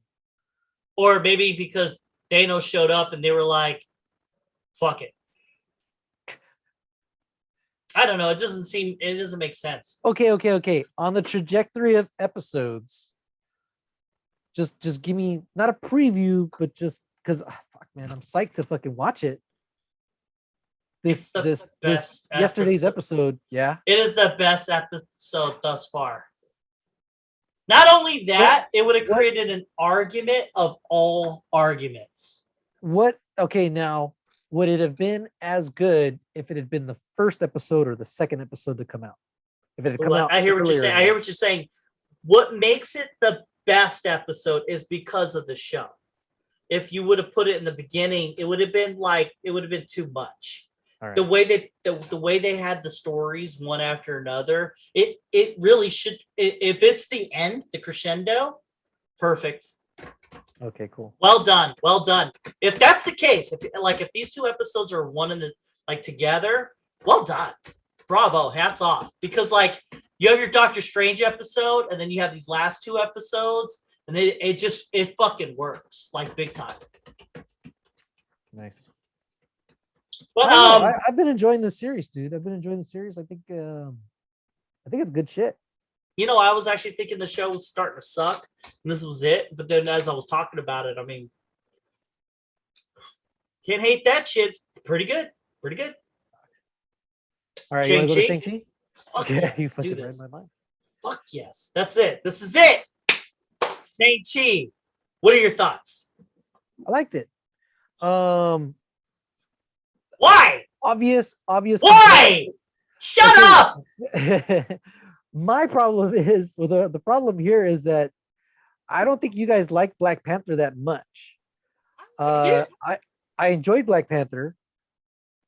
I mean, I hated it when I walked out the theater because that last bit. But I mean, as time gone by, I've been watching it, and I was like, it's not too bad. You just have to really get past that last part. Yeah. I agree. I think the ending really sank it. But I think this one kind of suffered from the same thing. The ending of Shang-Chi, the last quarter of it, I was just like, I was having a hard time staying awake in the theater, dude. I'm glad I watched it twice. Fucking entirety of the movie. The entirety of the movie was a third act of Black Panther. The entirety of it. It was like nonstop dribble. I didn't give a fuck about anything. What was the name of the main villain? Dad. Fucking right? I don't know. No, fuck. How many times did you watch it? Twice. Yeah. They call him dad. They call him father. They call him all that. They don't call him anything else. He tells his name. I don't remember what it is, but his wife was the only one that called him that. That's the only time that you hear the name. You walk away from Black Panther. Do you remember Killmonger? Yeah, just because it's a weird name. Shut up. Because what was the one thing you could say when you walked away from Black Panther? It sucked, but I really liked Killmonger. I really like Michael B. Jordan. Exactly. You watch Shang-Chi, Black Panther, Chi Panther. You don't even know the name of the main guy other than Shang-Chi. Do you know what his name is in America? Sean. Sean what? They just call him Sean. No, they had a full name. Yeah, I know he had a full name. I don't remember what it is, but Exactly. him and his girl, they Fuck still fight the whole time. exactly. No, motherfucker. Oh, all right. Here's another one. We both walked out of fucking Black Panther. We knew what Wakanda was. Wakanda. Everybody can say that. You can walk away and say Wakanda. Name the mythical fucking land that Shang Chi comes from. Was Tun Lo? No. What was it? Exactly. Exactly. Dude, it's fucking exactly. It was something low. So who gives a shit? No, what matters is that if I were to grab Eber from back in time, as soon as you walked away, how many? It's been like a month since we watched Shang-Chi. 1 month after Black Panther, you watched it one time. You would still know what Wakanda is. But this movie, Wakanda isn't like a fucking sentence. No. Wakanda, we had known about Wakanda from reading the comic books, dude. Oh, motherfucker. Don't do this. That's old You're school, just, dude. this is what we call, all right, we knew audience. The thing before they even fucking said Wakanara in the fucking, Age of Ultron. We knew Wakanda was the place when they showed the fucking map at the end of Iron Man 2 and they showed the little thing in the middle of Africa. We're like, oh, that's fucking Wakanda. From fucking argue all you want, but this movie is so unrememberable. So unrememberable. You don't know the main character's fucking full name. You don't know this dad's name. You don't know where he comes from. The fuck ever. You don't know. You don't know where. What the fuck is the thing? You don't know where his land is from. Fuck, the movie was so fucking uncharismatic. What's the name of the fucking dragon at the end of the fucking movie? The Great Protector. Shut up. That's what they call him. No, the bad dragon. Oh. Exactly. Do you remember there was a bad dragon? You watched it twice. Shut up. Like I barely remember the bad dragon. It was, exactly. The Soul Eater. Oh, what the fuck ever, dude. Go for it. You can say whatever you want. They have a name. They just translate it though. It's all Chinese stuff. I don't know. Oh shit! Like Africa, Wakanda for Bata. Get the fuck out of here! All that African shit, like you know. Wrong. Bombay, bitch. What the fuck? Exactly. Exactly. Exactly. Because they said it in like 3 different movies. Whatever. They probably said that shit all the time. The movie was so. What was the name of the Kabuki mask guy? Oh yeah, that one. Exactly, dude. This movie sucks. That guy died all cheap. That movie died all cheap. Dude, this movie was so fucking awful. Razor Fist. You know what? I remember Razor Fist. To Razor Fist, I drink to you. Again, I really did like the movie up until they got to that hidden village, and then after that, I was like, the hidden village. And then I woke up again when the mom died, and the dad goes back to the rings, and he's all, man, if I'd never fucking taken. And then he goes and starts fucking people up. That should have been like a 15 or 20-minute arc, though. I felt like I wanted to see more of that. You know, his whatever, man. Dude, that movie was fucking terrible because of this. Watch. Your hero. He's trained as so people who haven't seen the spoilers, you got the hero who's trained to be the successor of the 10 rings for reasons that don't make sense because apparently Shang-Chi. Well, actually, no, that does make sense. Okay, because the mom dies, and that's why he trains his kid to be the successor to the 10 rings, right?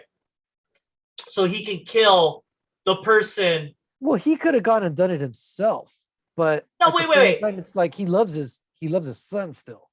Who killed the mom? It's just some random fucking game. Are you fucking kidding me? That's what fucking kills his mom, and he's like.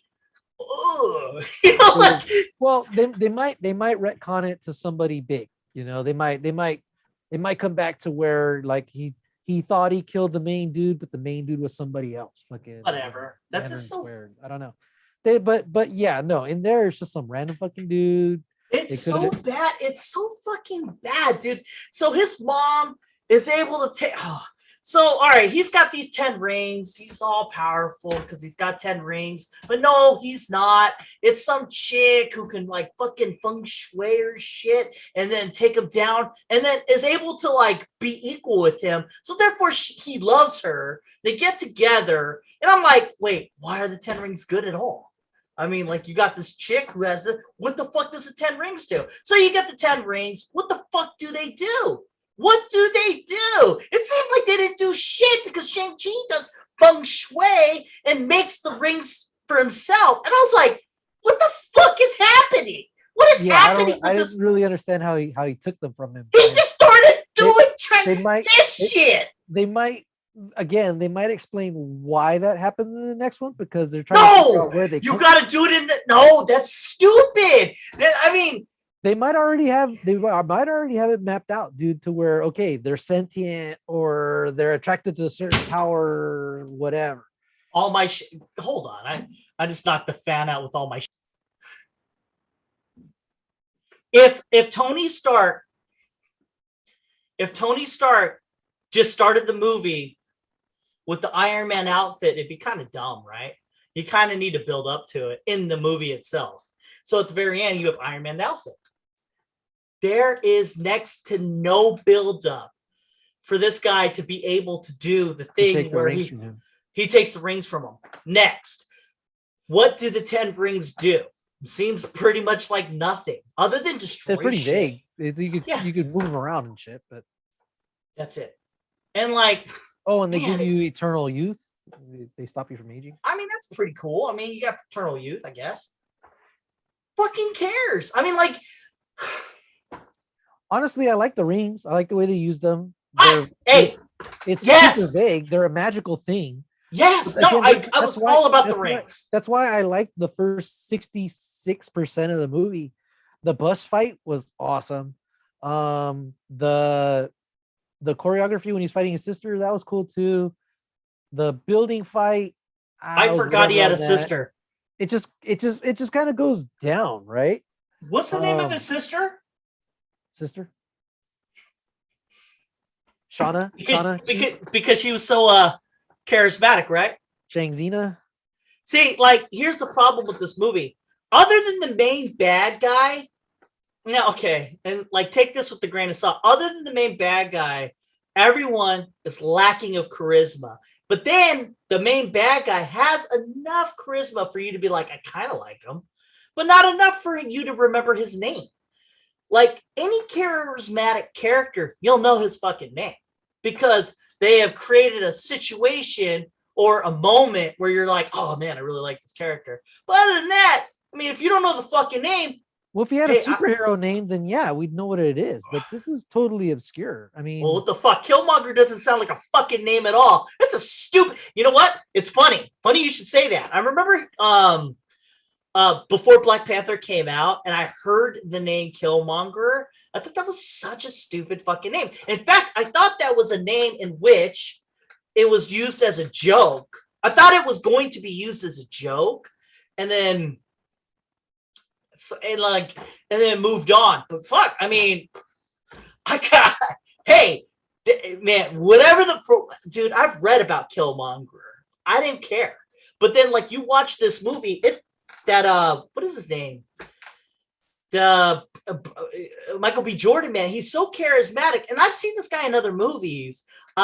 He in this movie is so charismatic. I'm all about Killmonger. I'm all about his fucking mission and everything. I hate to compare this, but this is what this movie is. It's supposed to be Asian Black Panther, and it fucking failed at all levels. It wasn't charismatic. There was no engaging theme. And what the fuck is the theme? What is the theme? What the fuck is the theme? So he walked away from being an assassin. Okay. And so what's his hero's journey? What's it exactly? Nothing. And then like he's thrusted into saving the world for why? Because the MacGuffin, his hero dad is possessed in some way, thinking that if he destroys this magical barrier, he could he'll get his wife back. Wait, why did he need to? Oh, because he needed the map. I was about to say, why did he need to attack his son? Because he attacked his son to get the map so he could, find the gate to destroy the gate. Yeah, I was. You watched the movie twice, Eber. He sent the guys to fight his son so that the movie could happen. Exactly. No, but you see what I'm getting at? A lot of this shit was like, what do we need to do? We need to have an Asian movie. All right, let's do this. What? like, you know what's funny? If you watch a lot of just Asian fucking movies, like, they're terrible. They're just fucking terrible. Like, there's good action, but the stories themselves are fucking awful. They just are. And that's, I would theorize that's because some of it's propaganda. They can't have certain movies, certain scripts come out without it being vetted by their government. That's China. And so that you can't get freedom of art. So because you have no freedom, you can't do that. Japanese live action movies, they're just too goofy because they're trying to copy other like anime and other shit. So it doesn't work out. Koreans kind of got it. They what they should have did was get some Koreans to make, but it would be so fucking infuriating for Koreans to make a Chinese movie. But if you watch Korean movies, they're fucking good. Like, they got this one movie that won an Oscar, and I thought it was for like Was it Parasite? like, for Asians, like, we need to help Asians out. Let's give them a fucking. But you watch Parasite, it's a great movie. I could critique it for hours. It's pretty good, but a lot of Korean movies are good. You got Old Boy. You got that Parasite movie. They got this one called The Host. That was really good. Hey, shit, man. I think I'm a fan of Korean cinema. Their stories are really unique and good.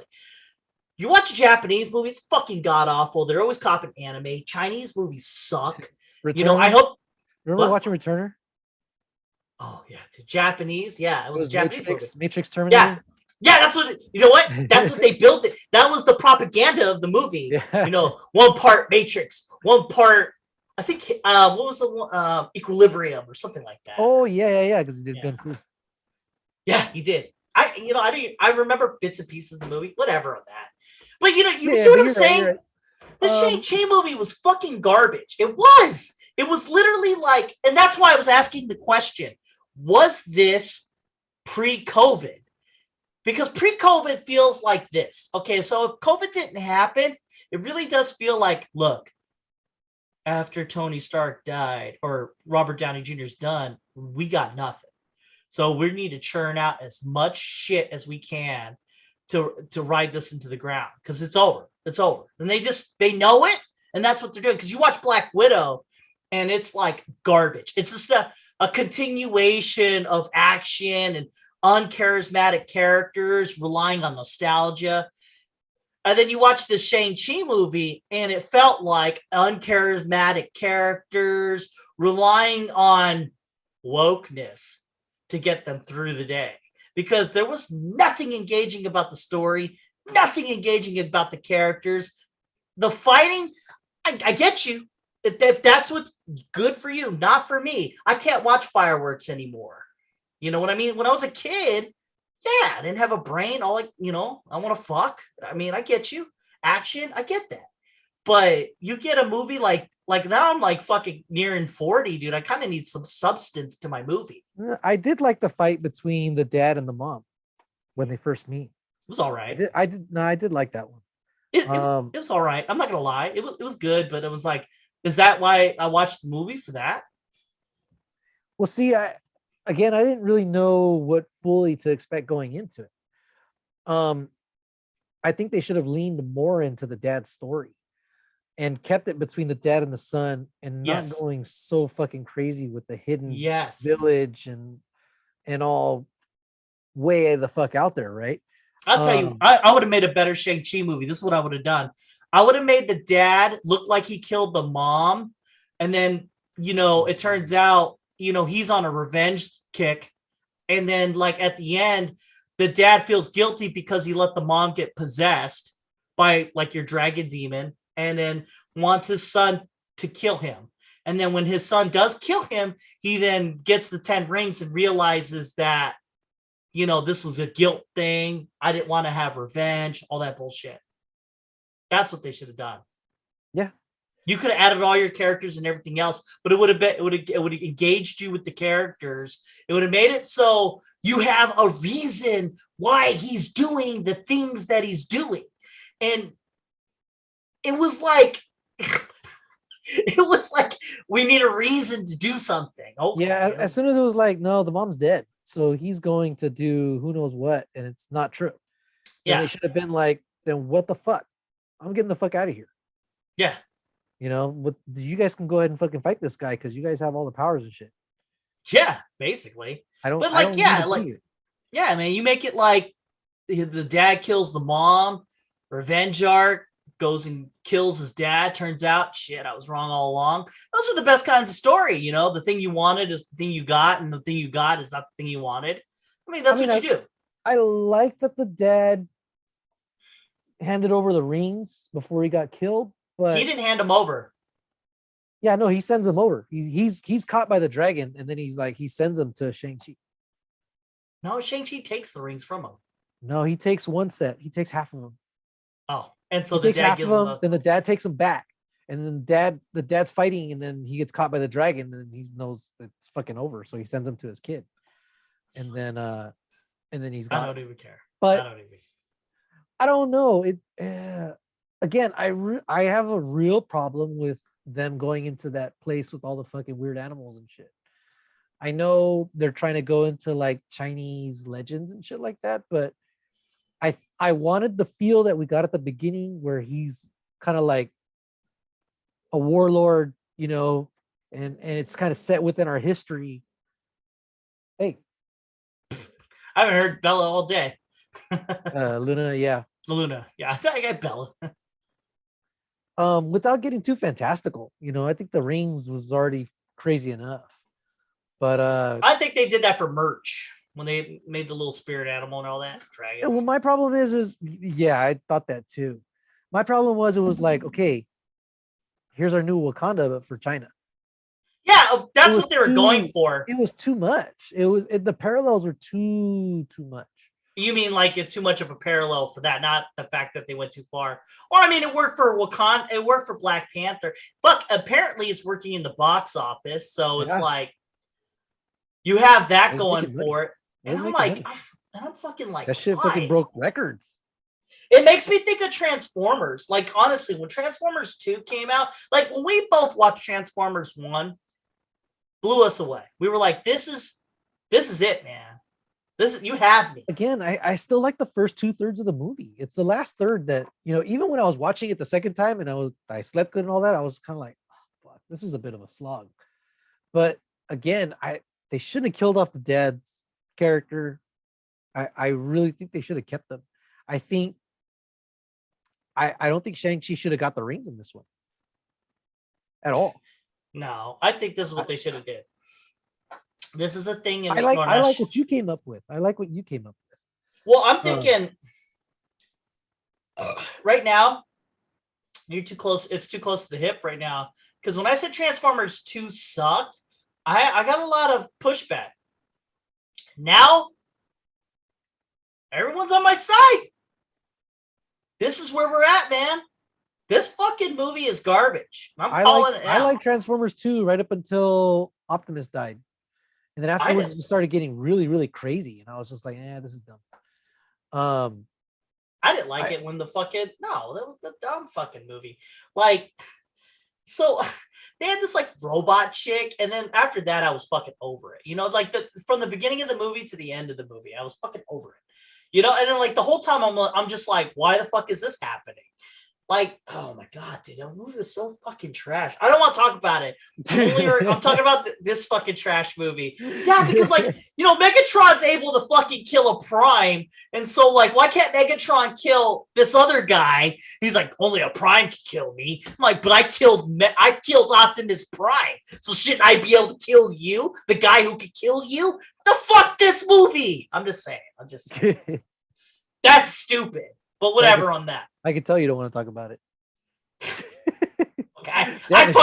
The glasses came off for that one. You know, I was like, this fucking movie is Real. garbage. You know, I was like, if that movie was standing in front of you, there'd be a fight. yes.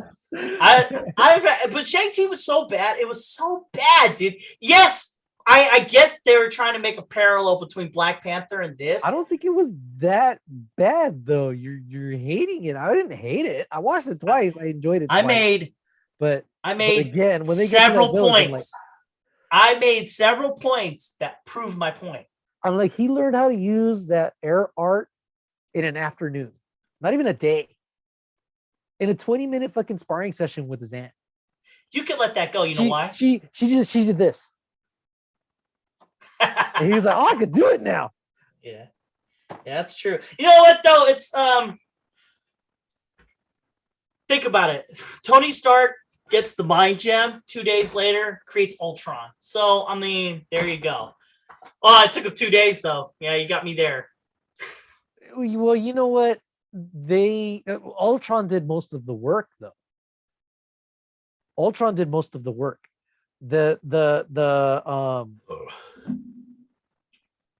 Oh shit. Yeah, Ultron did most of the work in that because Ultron had to get the staff. You know, he had to steal the staff. He had to flip a switch. No, Tony Stark had to flip a switch that couldn't be flipped. Once he flipped the switch, Ultron was game over. His idea was to create, you know, the perfect AI. And he did.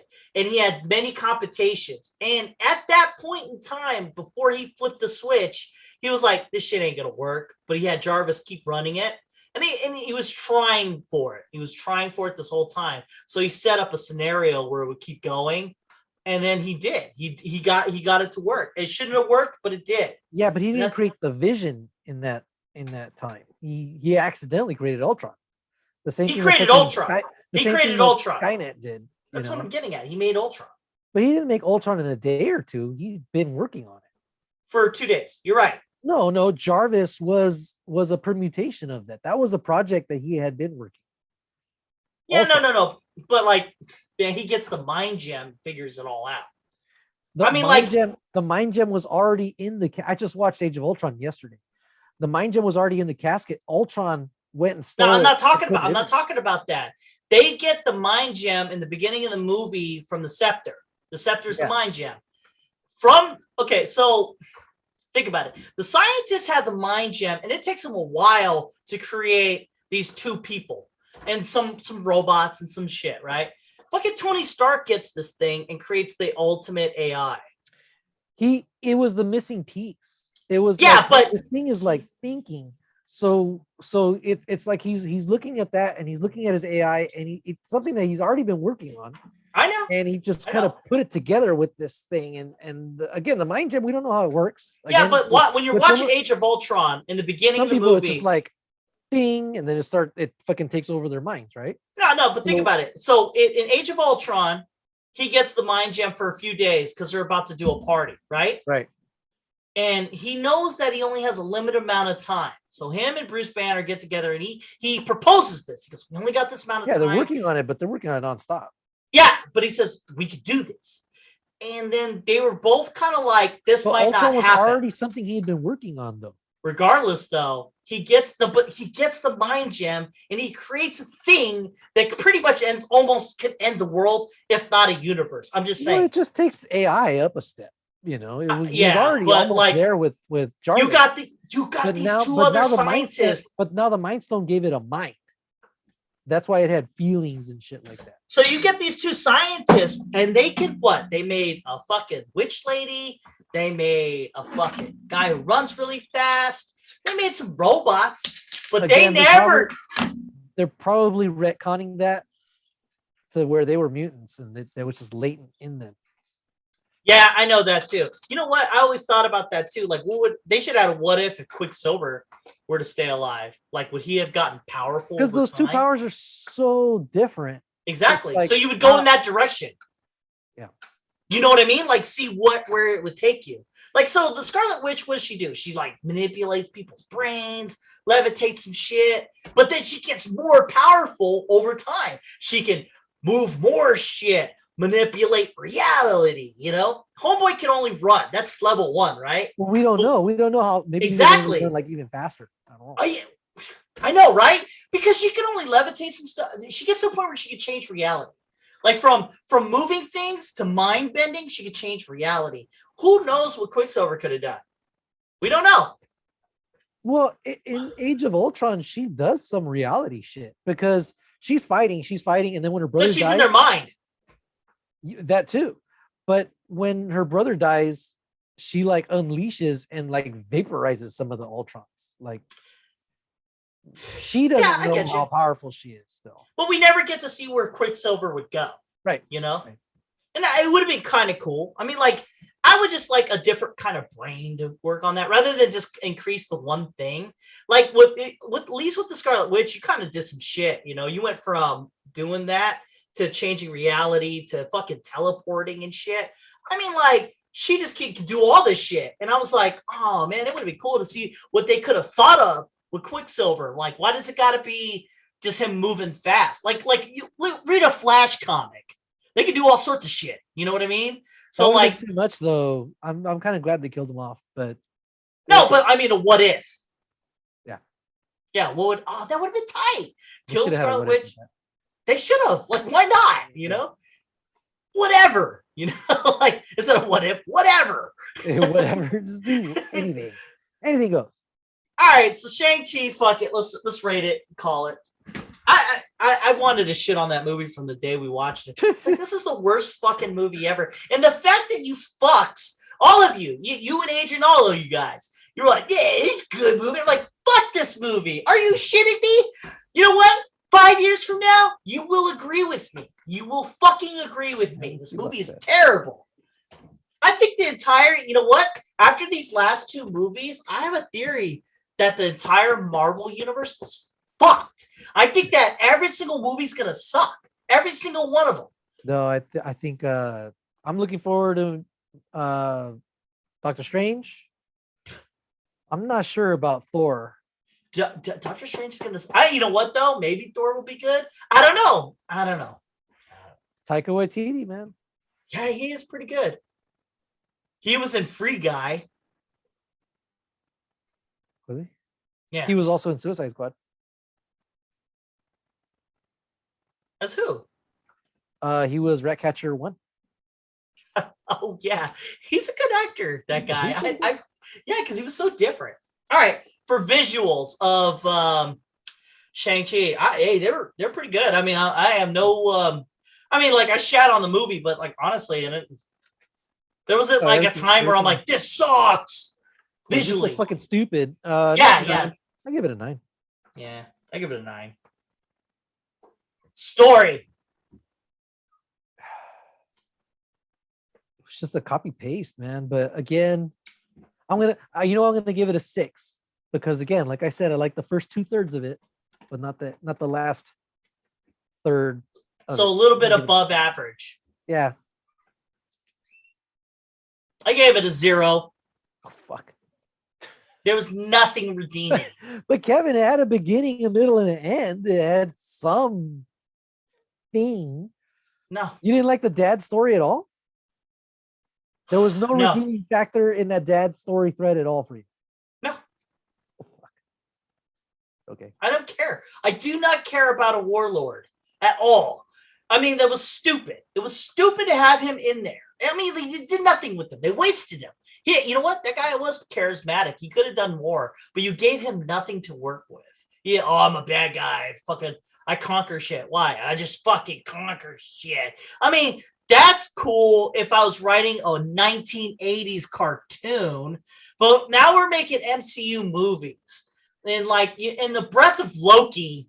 But even he's over it.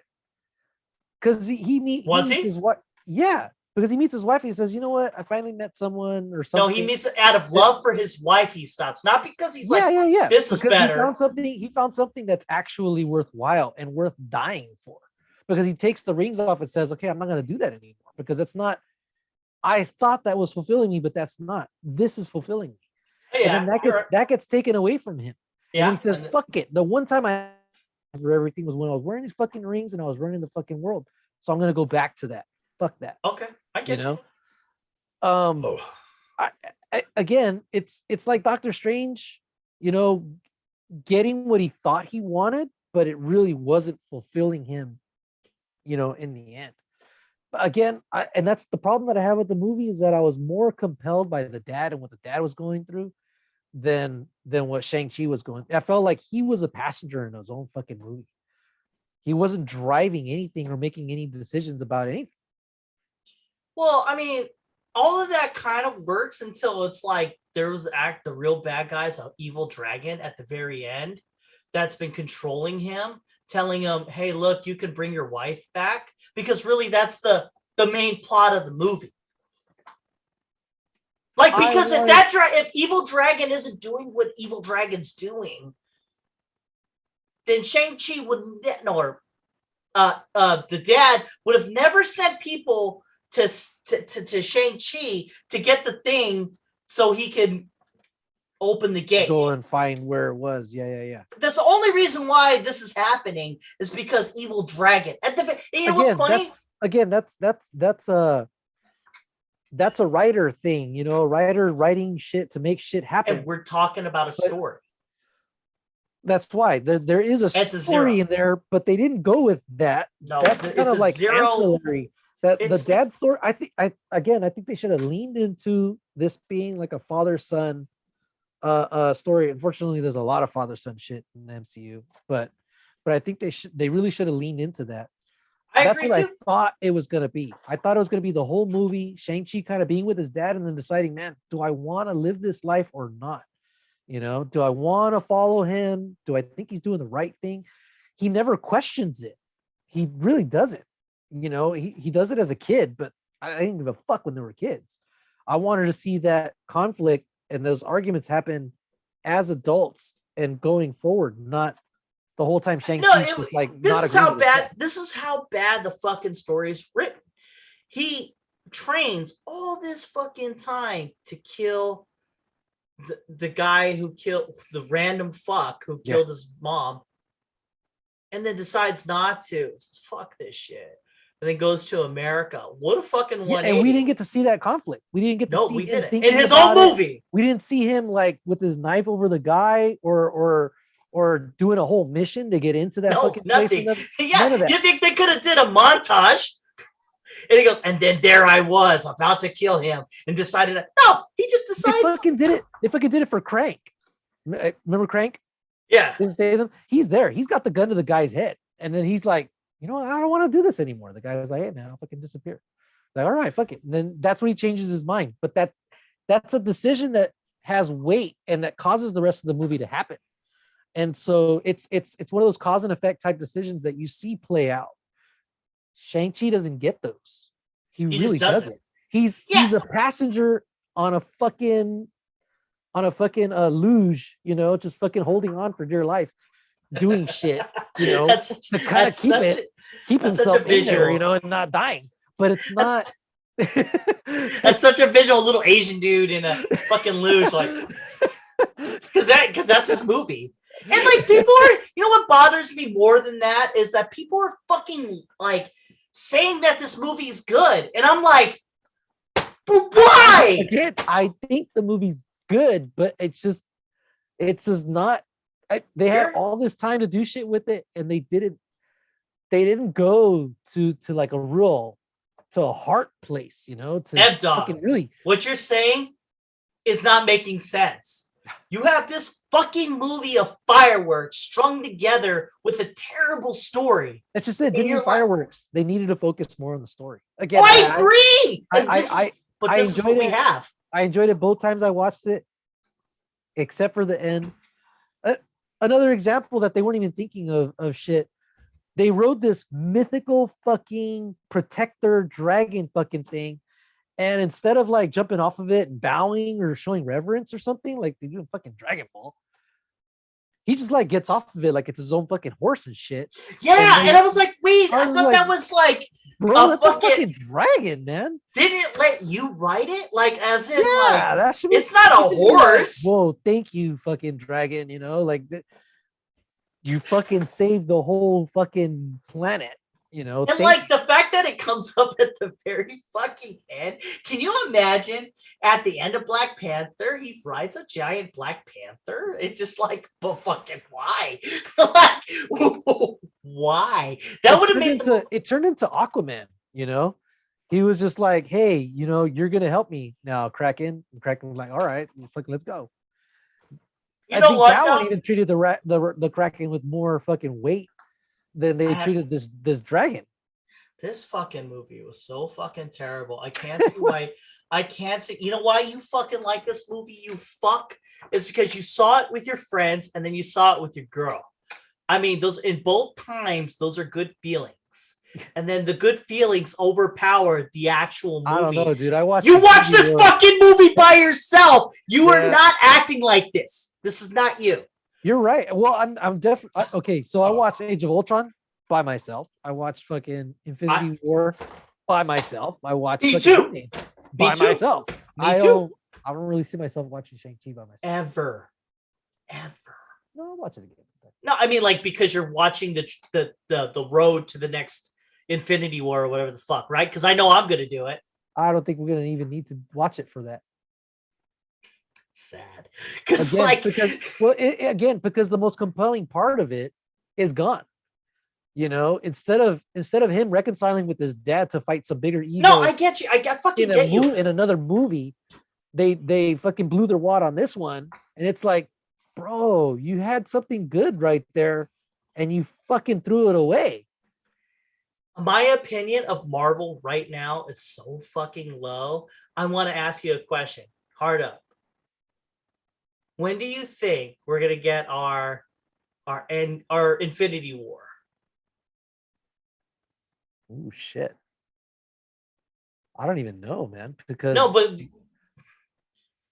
I don't think we ever can get Infinity War Endgame ever again. You don't think they're building to this? Infinity War. Even you don't think they're building to it? Oh yeah. It's gonna be it's gonna be Loki's threat. It's gonna be that. Of course, they're building up to Krang. Kang. Yeah. So they're building up to him, and they're gonna do exactly what they did before. That's the goal. If I was in production, that's what I want to do. I want to recreate that magic. And obviously, off of Shang Chi, I don't give a fuck anymore. It's making money. I'm fucking doing it. I'm telling you, the rings are probably gonna have come from an alternate timeline that only showed up because Kang is gone. Yeah. Maybe. And so that's kind of what they're aiming at when they're saying we don't know what the fuck these things are or where they came from. They're probably going to end up being from another universe. All right, I'll give you that. Check it. I think that. But again, we don't need to watch Shang-Chi to know that or understand that. Like, there's not going to be any information in Shang-Chi. The only thing that could have been carried over would have been something with him and his dad, or maybe actually his mom being out there somewhere. All right, so but they didn't know where or whatever, right? So imagine the dad still being out there with the rings and finding out, hey, there's a multiverse thing. I'm gonna fucking partner up with somebody that can get me into the multiverse and get, if like a fine one with my wife and get her back. Like, fuck, now I'm conflicted. Now I can bring my mom back. Do I help my dad do it? Or do I do the right thing and preserve? I hear what you're saying. That's not going to happen. I'm telling you, this is what's going to happen. The dude's dead, and they're not thinking that far ahead. Whatever. No. This is what's going to happen. Right now. Loki died many times. They could bring back fucking anybody they want. So check it out. This is what you get. This is what's happening, and I can see it already. So when do you think the start of this whole entire new line of movies? You know what I mean? Like they're say you're starting from scratch, right? So you have Infinity War. What do you think the start is? Last year with all those little movies and shows? It's so weird because right now you had Guardians of the Galaxy not too long after like Winter Soldier, right? And the two things seem so far apart. And I feel like we're there right now with like Falcon and Winter Soldier. Exactly. Doing, small world shit, not world shit yet. and Black Widow kind of staying in that small, more real area of the Marvel universe. And then you have Loki and fucking WandaVision doing cosmic shit, Exactly. potentially cosmic shit. I don't know where the bridge is going to be. It does get there, in Infinity War, but I don't know how they get there. I don't know. think they're ramping up, and in 2 years' time, you'll have your Avengers level event. With that being said, it will be a garbage fest. Not like, okay, so Avengers. I can't believe I'm watching this. That's what Avengers is. When Avengers comes out, I can't believe I'm watching this. This is what this group of, it'll be the same exact sentence coming out of my mouth. I can't believe I'm watching this, but the reverse. The exact feeling I had in positivity, it will be the complete opposite because they're rushing and creating bad shit. Like Black Widow was garbage. Shang Chi is garbage. I think this Eternals movie will be a dumpster fire. And then then you have your Spider-Man. I think that'll be okay because you already have goodwill with the Spider-Man character and all those other nostalgic points. Then you have Doctor Strange 2, which I don't know. I think for me, a lot hinges on the Eternals. Because you're right. Cinema-wise, they haven't been getting their shit right. They've been doing better on TV than in the movie theaters, right? They're making a lot of money off of Shang-Chi and Black Widow. Yeah. That's a problem because it's not good. It's not character driven. Yeah, I know. You fucking Infinity ain't right. Infinity War was like, whoa. My whole mindset going into this was, the Infinity Gauntlet saga that we got, with Thanos just wanting to have power and impress death. I thought they were going in that direction. I thought they're just going to copy and paste. They gave us something completely different and something that we didn't know that we wanted, right?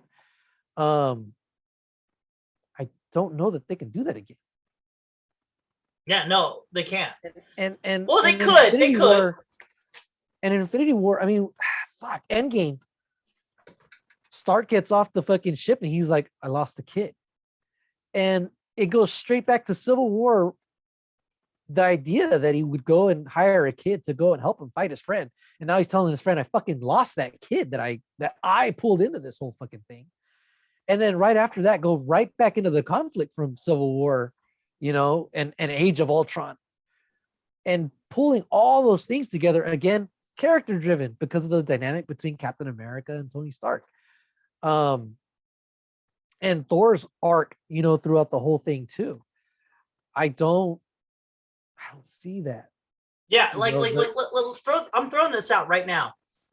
Let me take a movie. Iron Man is better than everything that's come. Iron Man 1 is better than every fucking thing that's happened after Infinity War. It just is. After Endgame. Yeah. Iron Man Infinity War. Like Captain America 2 is better than all of that. These are just that. Avengers, of course, is better. Avengers 2 is, of course, better. Captain America 3 is, of course, better. I mean, I'm naming these 1-point movies. Let's just talk about Iron Man itself. It doesn't have all the characters. Iron Man 2, I still like better than all these movies. I like Iron Man 3 more than all these movies. I like Spider-Man 1 than all of these movies. I like Spider-Man 2 than all these. You know what I'm saying here? Yeah, everything, the movies and the TV shows don't hold a candle to anything that came out prior. Maybe Ant-Man, you can make an argument that WandaVision was more entertaining than Ant-Man.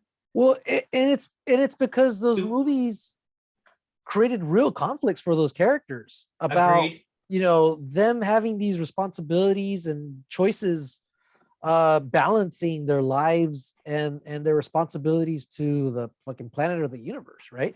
And dealing with things that had happened before. Fucking Spider-Man, both Spider-Mans are really good. Bringing in Tony Stark as the father figure because he has gravity. He has that gravity, and Peter has to wrestle with that too. And he's growing up and he's doing kid shit, fucking up, testing his boundaries the way that we did growing up. And so we can relate to that. I get Captain America 2. Captain America, the guy named after the system, has to fight against the system because there's something wrong with it, and he has to say, no, fuck you, I'm calling the shots now, and he overrides Nick Fury, the big part of the system, and say, no, you know what, this is my call now, I'm in charge. And Nick Fury has to come and sit back and say, all right, go, and at the same time, he's having to decide on how to get his friend back, and there's that thread from Captain America 1 as well. And him, that's his connection to the past. There's so many layers going on there. Captain America 2 is fucking awesome. Shang Chi. Nothing. And that's why I give it a 0. Let's talk about engagement. Running away from what he was grown up to be. Adam. Man. How about engagement? Were you engaged? I'm gonna give that one a 6 because again, I was engaged 60% of the time. I really was. The bus fight scene and all that stuff. Even the soundtrack I thought was really. I bought that shit. All right. Well, it brings us to. I gave it a 5. I was engaged because I was angry, but I mean, they kept me. Let's just say half engaged. All right. Let's talk about the score. I can't remember any of the music. I can remember so the original music was composed by like different people. So it's not one composer for the whole thing. And some of it was layered over rapping tracks and shit like that. So other music.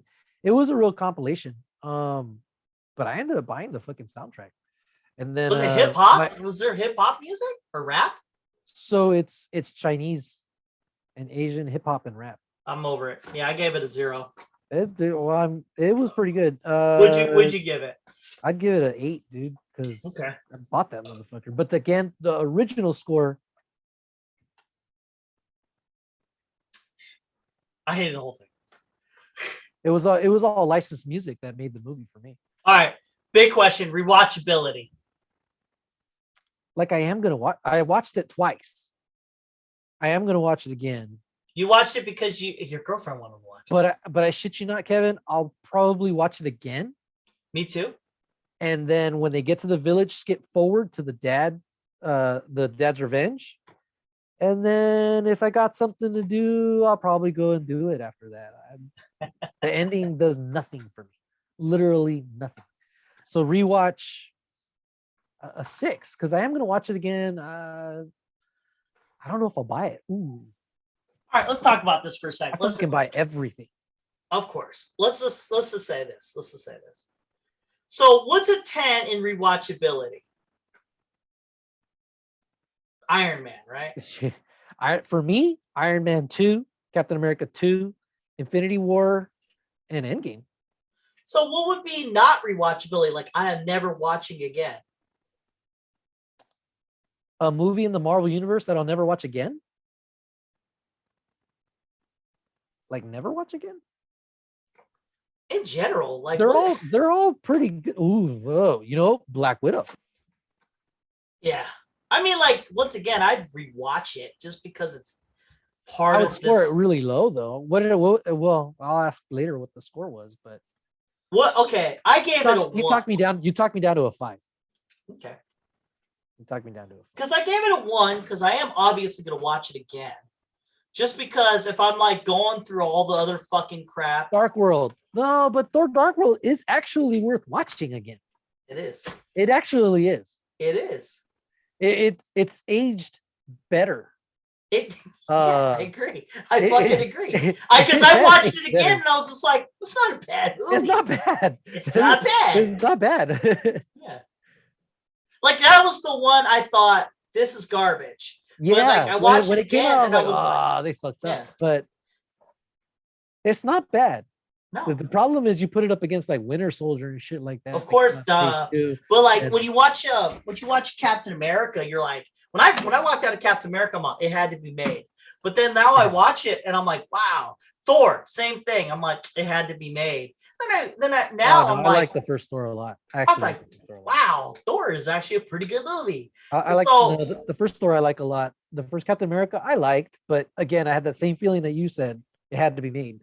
It had to be made. Yeah. I was more impressed by Thor and what they were able to do, bringing in cosmic shit after all the Earthbound shit. It was really good. It was really good. Yeah. But then, like, yeah, man, this fucking movie, dude. I can't see myself watching it again and saying, "Oh, you know what, fucking Shang Chi." Like when I watch it, all I can see is fucking. How can we capitalize on wokeness? We haven't had Asian. I don't know about wokeness. Because it was coming no matter what. The whole Asian violence thing, that's a coincidence that it happened around the same time. But this had been in the works for a while. But I don't know about wokeness, but I do see it kind of as pandering, market pandering. It is. You know, market pandering. That's not wokeness. Market pandering is like, hey, there's a billion people. There's a billion people in a country, you know, that we can make a movie for and fucking totally tap into that market for. And I mean, it's showing right now. I mean, they're making a shit ton of money. You know what? I wonder. Let me check something out real quick. But here's the thing, Kevin. If this movie's success means that we can keep getting movie pumped into Marvel productions, then I'll see why not. It is a catch-22. So if you think about what you just said, you made a movie. Again, that's more fireworks than story. So like by that alone, it would be a thing in which it's like, well, hey man, it doesn't matter about story. We're still gonna make money. Dude. The Russos can't make everything. It's not a big coincidence that the best ones are the Russos. I agree. But I mean, that just is, you know. So you know who directed this movie? See, this is how fucking Asian-y this movie is. So the director, he made his name. Do you know the director? His name is Destin Daniel Cretton. I think I'd seen that name, but I don't know. No, it's an Asian dude. He's from Hawaii. Okay. It had to have been Asian guy, right? Because. Well, I mean, they did the same thing for Black Panther too. They got Ryan Coogler to direct. I know, but that guy's actually vetted. Like he's made shit. Yeah, you know what? You know what this fucking guy's made? You'll never guess. Nothing. He made Just Mercy. Had commercials or something like that, right? Did you watch that famous movie called The Short Term 12? Oh yeah, no. I Am Not a Hipster. Deacon's Mondays. Drakmar, A Vassal's Journey. How much of this is they wanted to put somebody in that they could control because they didn't want Shang-Chi to fuck anything up for the rest of the universe, right? So that they don't overdo it. I don't know. That should happen mostly in the writing, right? But no, okay. Control. All right. I hear what you're saying. So the director, right? So they can control. So you know who wrote the movie? Destin Daniel Cretton. Again, somebody that they could probably control. And all right. You know who else wrote? Dave Callahan. Oh, he's made shit such as Wonder Woman, 1984. Ooh. Ouch. That's not good. He made Mortal Kombat, though. I liked Mortal Kombat. The new one? The new one? Yeah. You did not fucking like that movie. It was all right. When I say that, I mean, it was garbage. I mean, but you didn't like that movie. So shut the fuck up. Wonder Woman? Made Expendable. He made Doom. Did you like Doom?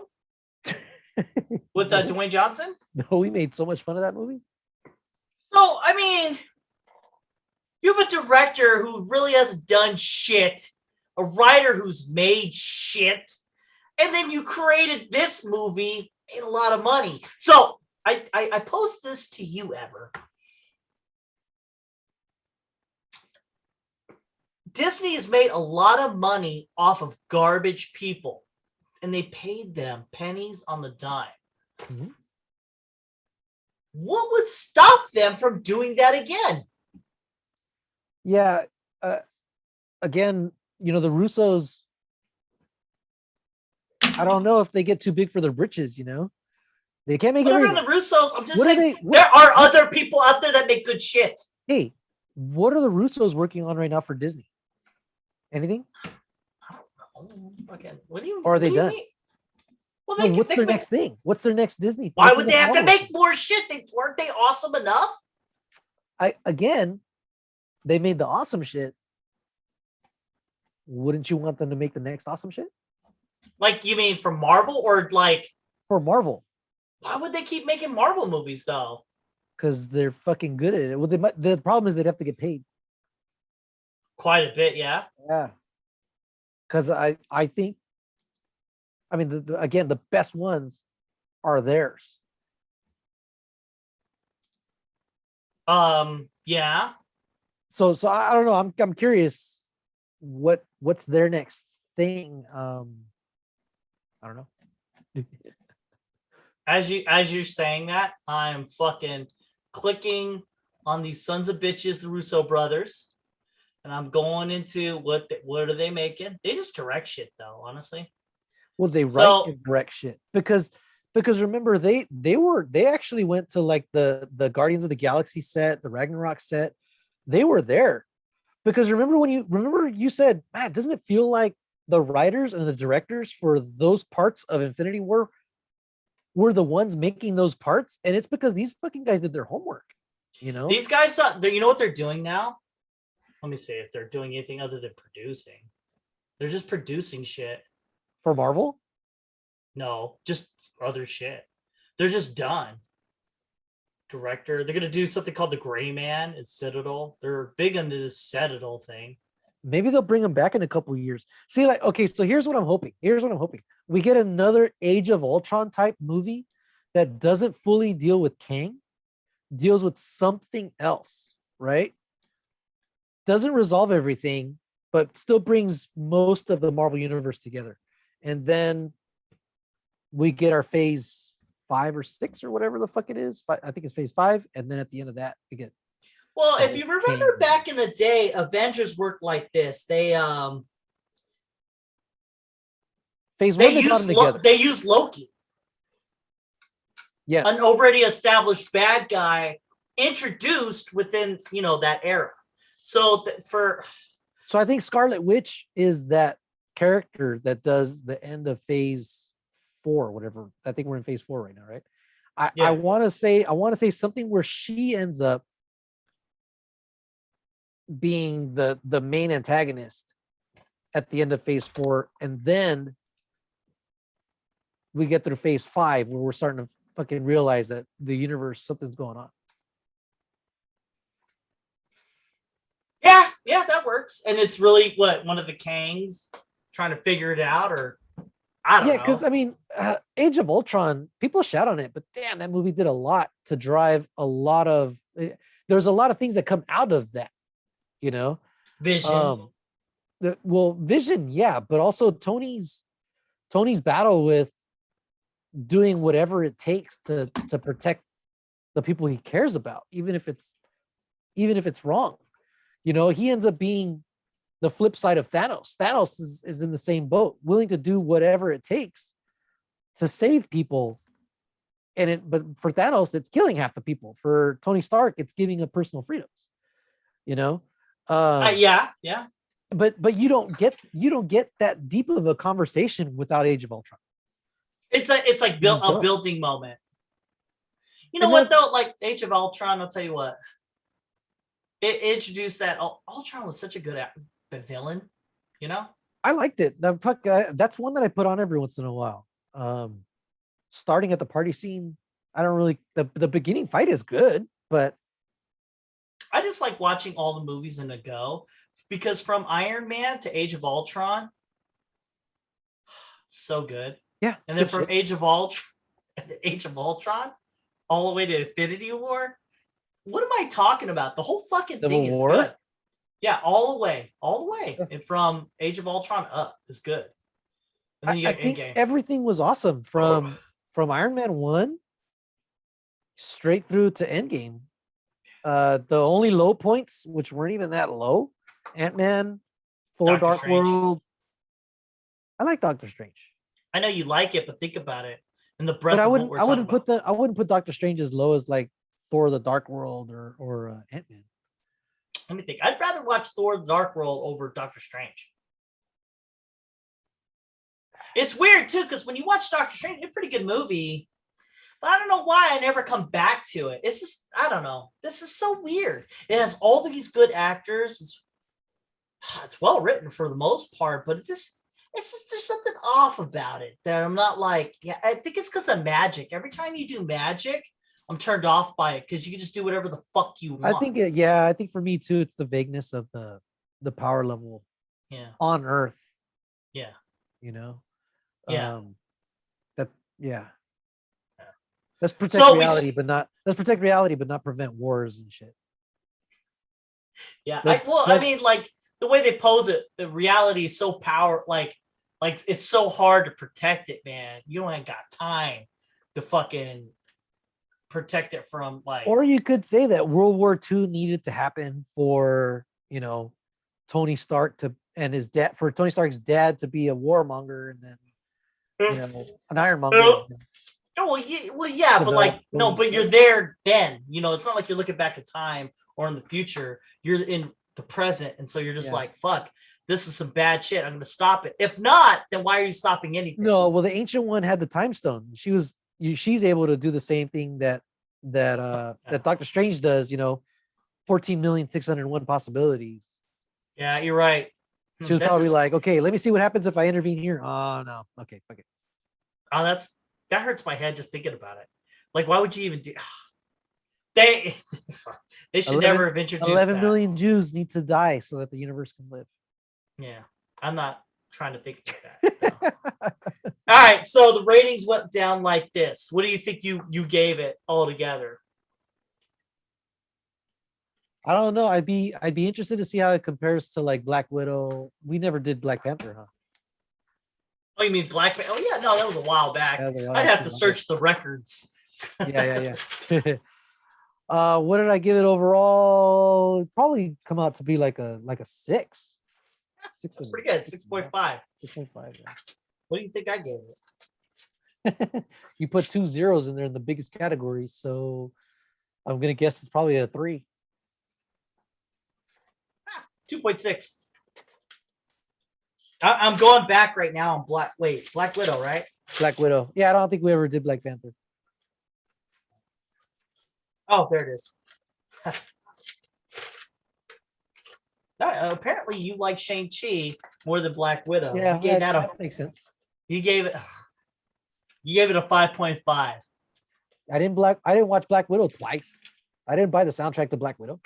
I'm pretty confident, dude. If you watch it with your boys, there's no watch it twice. There's no fights from Black Widow that I want to go back to and watch again. If you would have watched that with us. Oh, I probably would have watched it again. Yeah, no, I probably would have watched it again, but that's the only reason why you watched it twice. But again, there was scenes and arcs in Shang Chi that I was looking forward to seeing.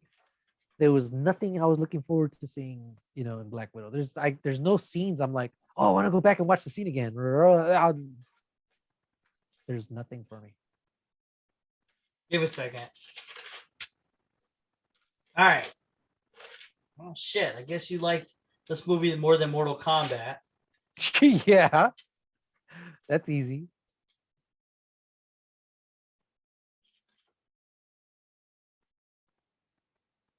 Mortal Kombat sucked COVID balls, man. I was like going back through the notes, and I was like, "What the fuck is Black People Working?" Like we rated a movie called Black People Working, but it's Soul. I'm guessing we rated Soul higher. Oh, of course. Yeah, I'm thinking to myself, like, why the fuck did I rate Black People Working? Like, what did I think? Like, Soul's about Black people working out. I don't know. Because you had, I think you raised an issue of the mom having a business of her own. in the original script, the mom and her friends were just hanging out in the front of a cafe. And then they turned changed it to them being business owners in the middle of Yeah. the Bronx or whatever. Yeah. Because I think that was Woke. yeah. Yeah, I went from there. No, God, man, that's so racist to me. No, because it's not to say that there aren't Problem. black business owners, but the fact that they thought to make that change, that Yeah. that was a thing. Makes it woke.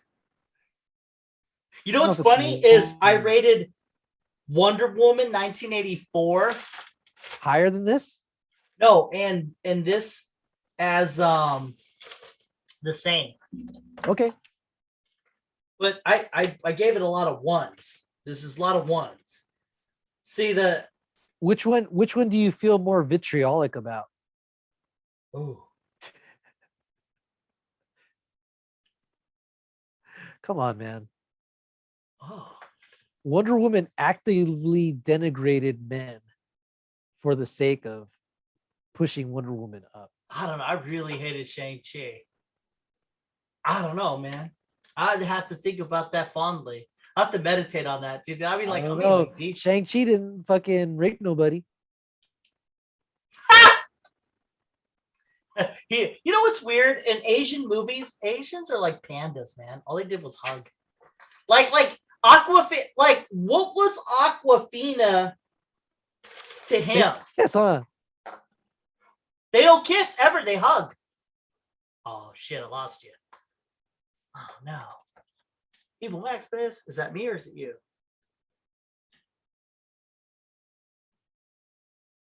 All right, let's go. We had a technical difficulty, but we left it with they just hug. Aquafina and Shang-Chi hug. So what is she to him? I think they're dating now. Are they? Oh, they're well, not. maybe they purposefully left it vague. Why? Don't like let's think about every Marvel fucking movie. Everyone. There's a chick, a guy, they're together. I didn't like that they'd been together for 10 years and she's just now finding out that not only can he fight, he can fucking punch somebody across a bus. And he has a six-pack. Yeah, she's never seen him without his shirt on. They never went to the swimming pool or something together. At any time. 10 years. They never said they're in San Francisco. They never say, hey, let's go down to fucking San Diego. Yeah, in like Party. 10 years, you just been together, but you didn't make they never got together. So is Shang-Chi gay? It is possible to have a platonic relationship, but okay, they're platonic. The only way to be platonic. You think they left the door? You think they maybe left the door open for that? I know. If I was writing this shit, I'd make him gay. And no, not because of now. I mean, like, not because that's what I thought. I would have made a better story and make it work. And I would have had a hot ass Asian chick for the fucking Aquafina's not bad, but I mean, like, I would have had a fucking smoking gun for fucking Shang-Chi. So you know that was gonna happen. Like, it would have made sense not for them to get on. But like, the two of them are just pandas. They just hug each other and shit. Nothing happens. Those two aren't mating. Like, at the end of this, I'm like, so if you brought me in, all right, Kevin, I heard you talking shit. You gonna make the next fucking Shang-Chi movie. I'm like, motherfucker, I'm gonna blow your socks off. I'm gonna make you so much goddamn money, you're gonna suck my dick.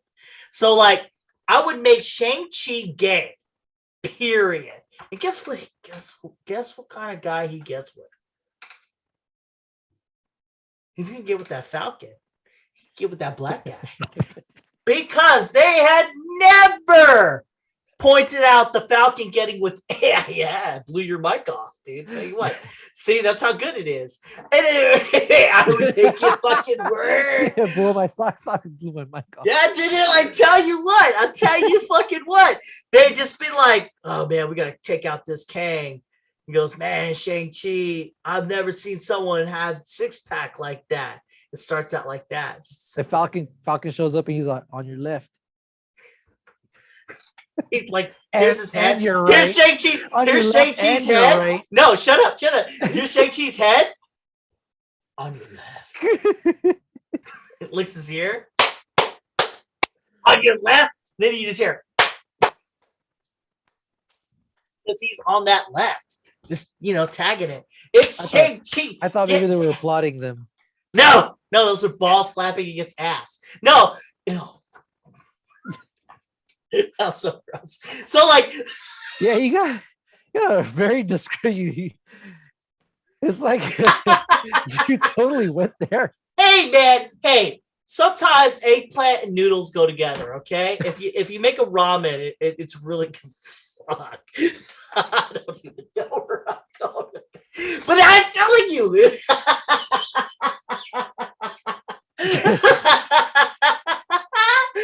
I'm dizzy. Look, listen. You can do this. This is a thing. They can make Falcon get with Shang-Chi and start out with simple jokes about his six-pack to that's a nice ass, and then like they kissed fucking end of the movie. Captain America, the new Captain America, gay and black. You got Shang-Chi, fucking gay and Chinese. And you just fucking did it. And if you can get Shang-Chi to transition or to say that he's non-binary, you fucking did it, man. You fucking hit all the parts of the triangle or of the alphabet. Man, no, dude, you're still missing a lot of parts of the alphabet, but that's a pretty big swath of it. Oh yeah, like Shang-Chi has to. Oh dude, oh yeah. And so Shang-Chi and the Falcon, they're together, and Shang-Chi kind of likes Aquafina too, making them bi. Done. I fucking did it. Done. I just made the best movie ever, dude. Dude. That's what they have to do with this. You know I'm right. They know I'm right. They don't have to do that. But you look like a person. Honestly, I don't think they'll go there. You don't think they'll go? Oh, you know they're going there. You fucking know they're going there. They did If you look at Black Panther and those god awful Shang-Chi, they fucking went there with that whole culture. They went there. So it's only a matter of time before they go there. And they're gonna go there. Yeah, I don't think they would, and here's why. I think in China, I don't think they would approve of that, and they wouldn't let them make that character and show that character that way in the cinemas. It's true. The Chinese are anti-black and they are anti-Asian. So I'm amazed that Marvel's gotten away with as much as they did. So it's probably never going to be a black Captain America. I wouldn't go as far as saying that they're anti, but oh, they are. They are. That's why they took out Finn.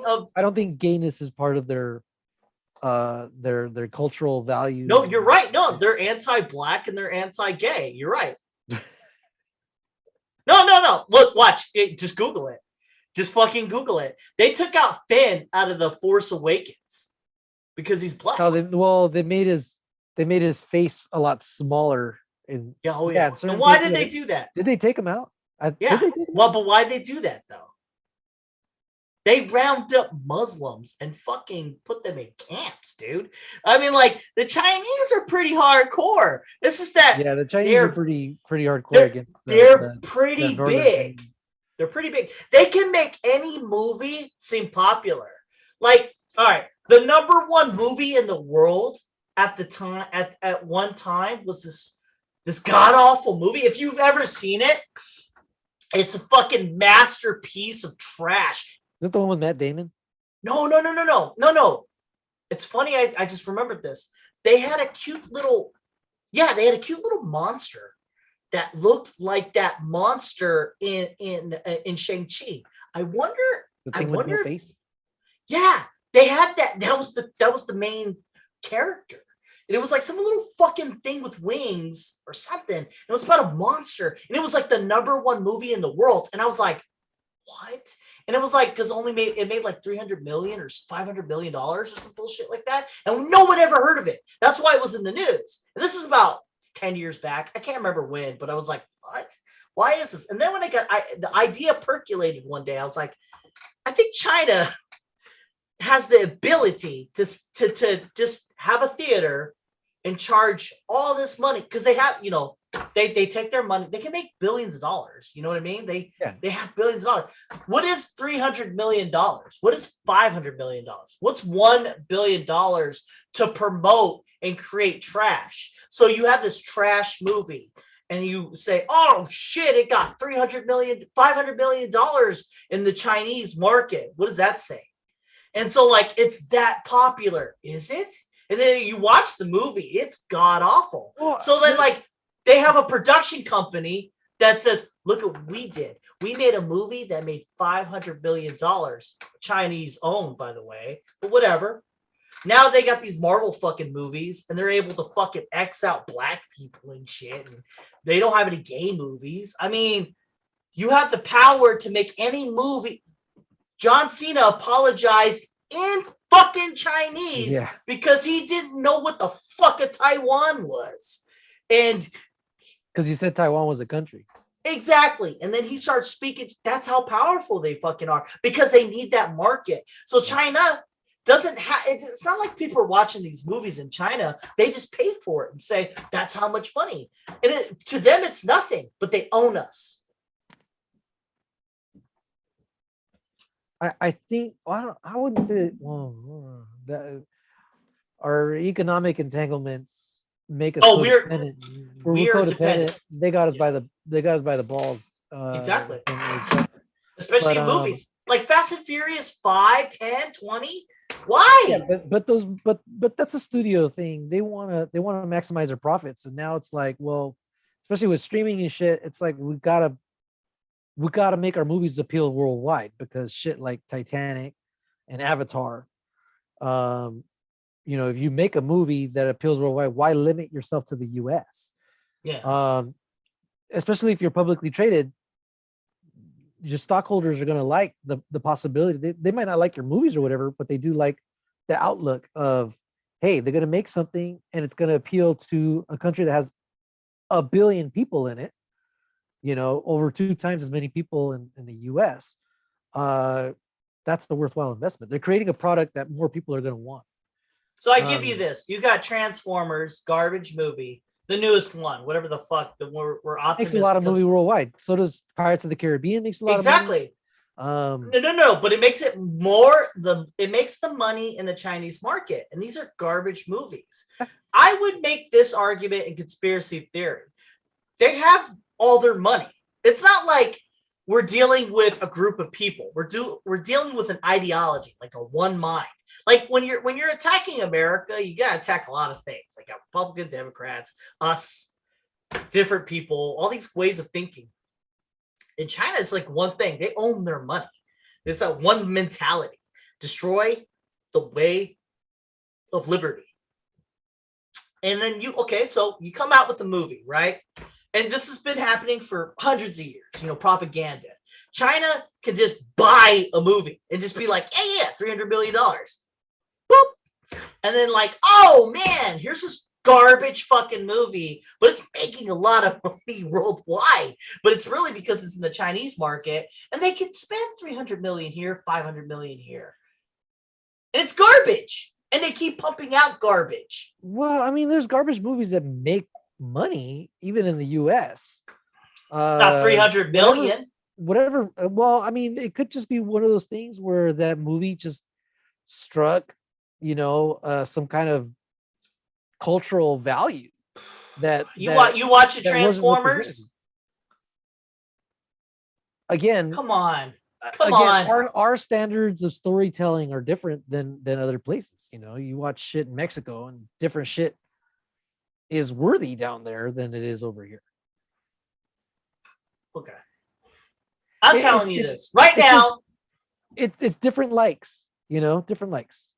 No. China has all this power. They'd be like, let's put 500 million into this movie. We start, oh shit, us being greedy. We're like, let's keep making movies like this. Yeah. Let's keep making movies like this. People watch this dribble and they're told that it's good. So they think it's good. it's like reverse stupidity. The stupid thing on the TV is making you dumb because it's Funko Pops, dude. I don't get it. I really don't. I don't collect them. I have some, but I didn't pay for any of them. No, this is great. Right? No, this is great. This is what this is. In an elevator, a science experiment worked where people were facing the wrong side of the elevator. And then the people that go into the elevator, the one person makes sense. Turns. So you have a movie that's garbage almighty. But everybody else is like, this is a good movie. They're telling themselves that because it's making so much fucking money. And so people are like, yeah, not everybody, but a lot of them. And if a lot of them, and then a lot of them, and then a lot of them. So you have all this garbage and it just keeps coming out. And people are like, yeah. Well, the thing that we need to ask ourselves then is there something in it of value that we don't see or that we don't value? No, it's people thinking that it's good because other people think it's good. I don't think so, dude, because no, I mean Wonder Woman got trashed right out the gate, dude. But there's a lot of other movies that get trashed. I know, but it was part of I would put that one in the category of woke, Of course, but it made a lot of money. Did it? Oh yeah. Oh yeah, it was a #1 movie of the year. I'm like, what? Fuck? Are you kidding? COVID. Look it up. It was released in December. I think it was only released in streaming. I don't think it got released out. Garbage movies are making a lot of money now. But and it's because of the international markets too. They think that we no, like it's it. not. It's the cool you thing. think it's international. This is the elevator thing that you're talking about. It's other people thinking that it's cool, and so the Americans made it, so it must be good. But again, there's got to be some kind of value there that we don't see. There's a reason why people like JoJo Siwa and fucking Teletubbies, right? That shit made a lot of money. There's value to it, but it's not for us. It's for I think maybe you're picking up on the remnants of the testing that they did back in the day. It's probably like China been like, I wonder if we could put money into something that sucks and see if people get into it because we did that. They do it with social media. They create these systems of people fucking arguing, and then people join in, and they're like, "Oh shit, score one for us." And so like they've probably been testing this shit for a long time. Propaganda's always been out there, but mind fucking people has always been a thing for centuries, thousands of years. Mind fucking. And like, what better way to mind fuck people than to create trash? And then I bet this is just one arm of the government. Just like, hey, I think we can work this. If we keep coming out with shit, people are going to like it. And then their brains are going to get turned to mush. Like any fucking person who thinks Black Widow is good, I think their brain is mush. I really do. I think they're just fucking sheep. I thought it was okay, but it didn't have anything for me. There's nothing that I want to go back to. It was serviceable and that's it. But if I think about it too much, yeah, that movie's got a lot of problems. There's a lot of garbage movies out there, and I think a slew of them are coming out. And I can't remember a good movie I've seen out in theater.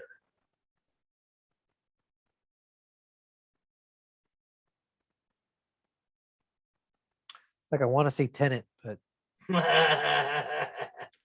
no.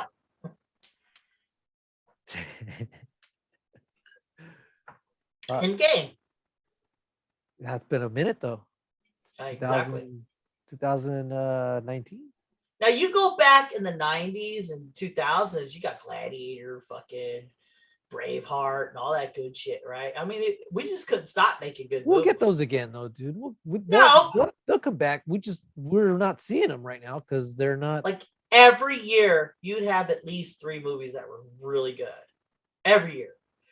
And then since Endgame, really? Are you telling me that like nothing came out that was even good? even then, Endgame has its weight. And I'm not knocking Endgame, right? But Endgame has its weight. You name 2 movies that came out not part of a franchise, original IPs, Braveheart, Gladiator. And when that shit came out, it was like, whoa, this is amazing, right? It's ever since Lord of the Rings that this franchise thing became a thing. And then you had movies, But and even they then, were all gearing towards that. But even then, the strength of that franchise hinged on the first movie being really good, and it was fucking amazing. So even that, when that movie came out, it's an original IP. I would still say that the second one's pretty good too. All three of them are good. God damn it. Try to watch them again. I know I want to watch them again, but I want a good 4K release to come out. And I thought they came out. It's full of a lot of DNR. A lot of people fucking hated on it. They're like, they're all waxy and shit. They're like, hey. Oh no, I thought you meant like the added in audio. No. DNR, digital noise reduction. So they look like they look like wax figurines. Like wax figures? Yeah, and too much of the filmness of it, is gone. And they're coming out with a new like super fucking edition, and I'm wondering what restoration version they used of that.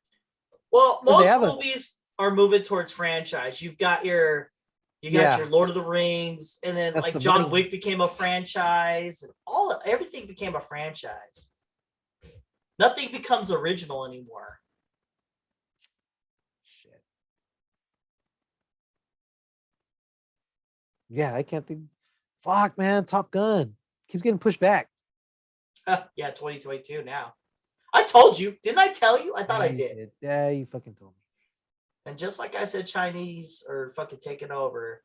Here I am telling you Top Gun's gonna be a movie. You're like, man, I'm fucking Nostradamus, man. I be saying shit. No one's listening. Hey, everybody on this podcast, fucking pay attention. Kevin's knowing shit. I'm telling you the future. Future's China. Fuck, man, I'm trying to look over at my DVD, my 4K collection to see what's good.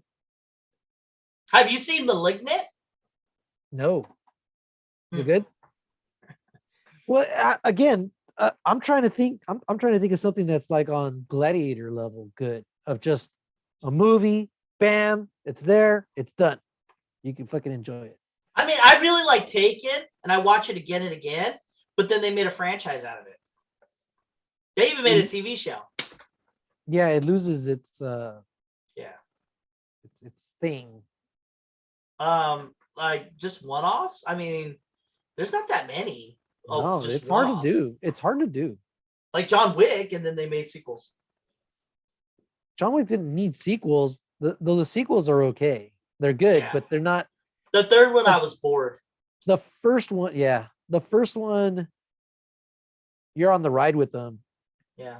The second one and the third one, at that point, it's just let's just go crazy with this gun. The second one was pretty cool. Fun. Yeah. But in the first one, I'm invested in the character. The second and third, now he's the superhero and he's indestructible. And I don't. Fuck, I can't think of any. He's gonna survive because they got to make another movie. I can't think of a movie on its own that was released in theater. Like, there's movies out there. Last how many years? 10 years. Oh, come on, dude. Inception, Interstellar. I'm wrong. But wrong. But even then, dude, it's been a long time. Yeah. It really has. It's been a long time. It's cool. It's cool. Christopher Nolan all the fucking time, It's good that there's people like Christopher Nolan out there making movies. You know what I mean? Like just making movies. Like just separate from everything else. Yeah, taking an original idea and running with it. Just doing something. Like, I mean, I didn't like Dunkirk, but at least he tried. Dunkirk was good, but again, it didn't have the impact that something like Inception had. Have you seen the new Star Wars anime? No, is it good? I saw the trailer for it. I was like, "Fuck, I want to watch this like right now." All right, I was like, plug it into my brain so that I can watch it like all in like 5 seconds.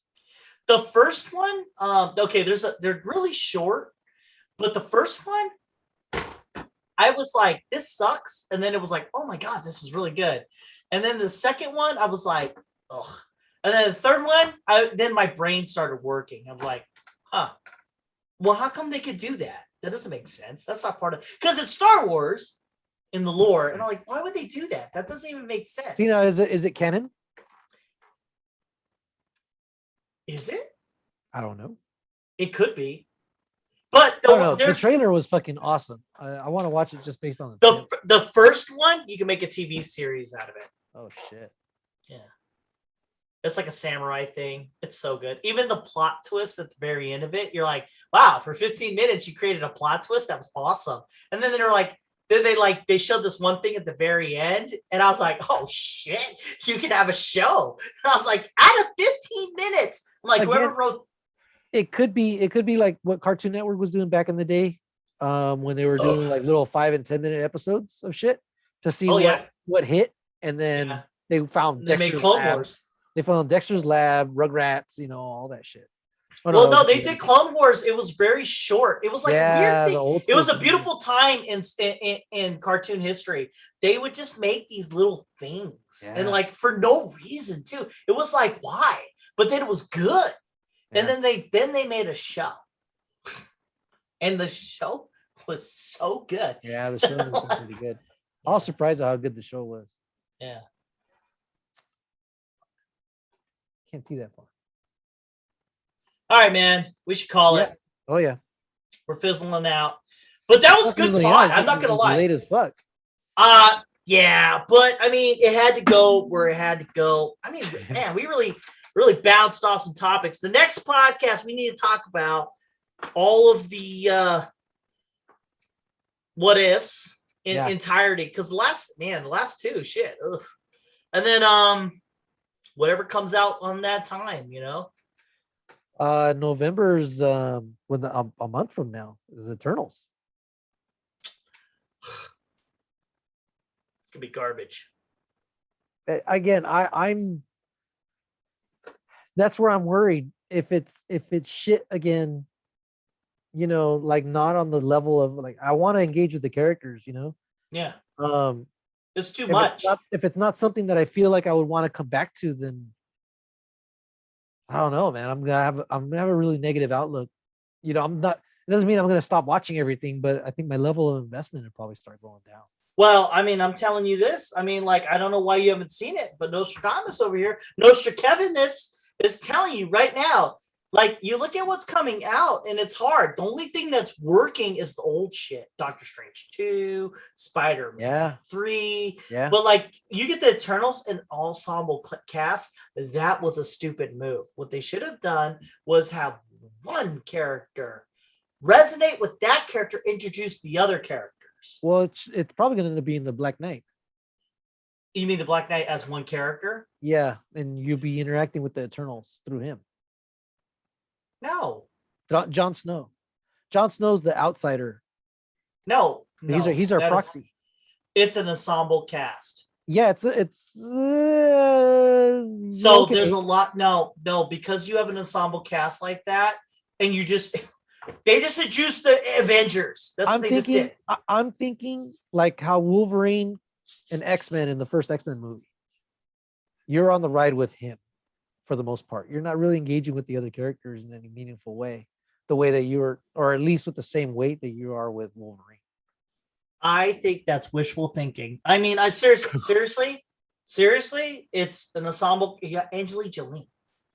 I mean, like, and then you have all these other fucks. I don't know who they are. But the way they're building it up, they're going to have to give that time. They're going to have to give that time to all these other characters. They have to. And like with the Avengers, because those characters are already established, it's all right. But because these characters aren't established, it's going to be a clusterfuck. It's going to be a clusterfuck. And we're going to watch a fucking disaster.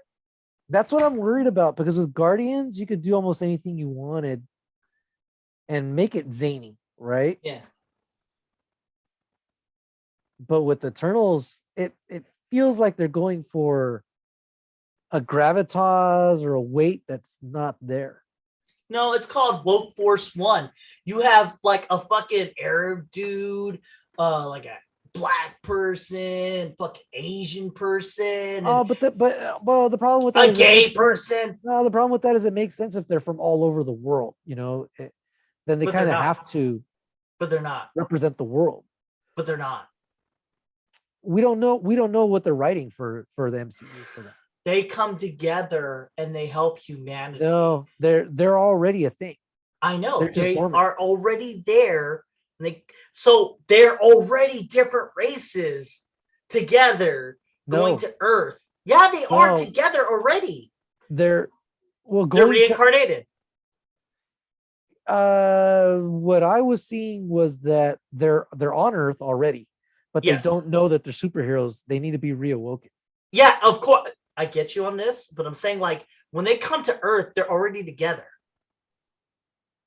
They're already together as a team when they come to Earth in the beginning of time, and they guide humanity.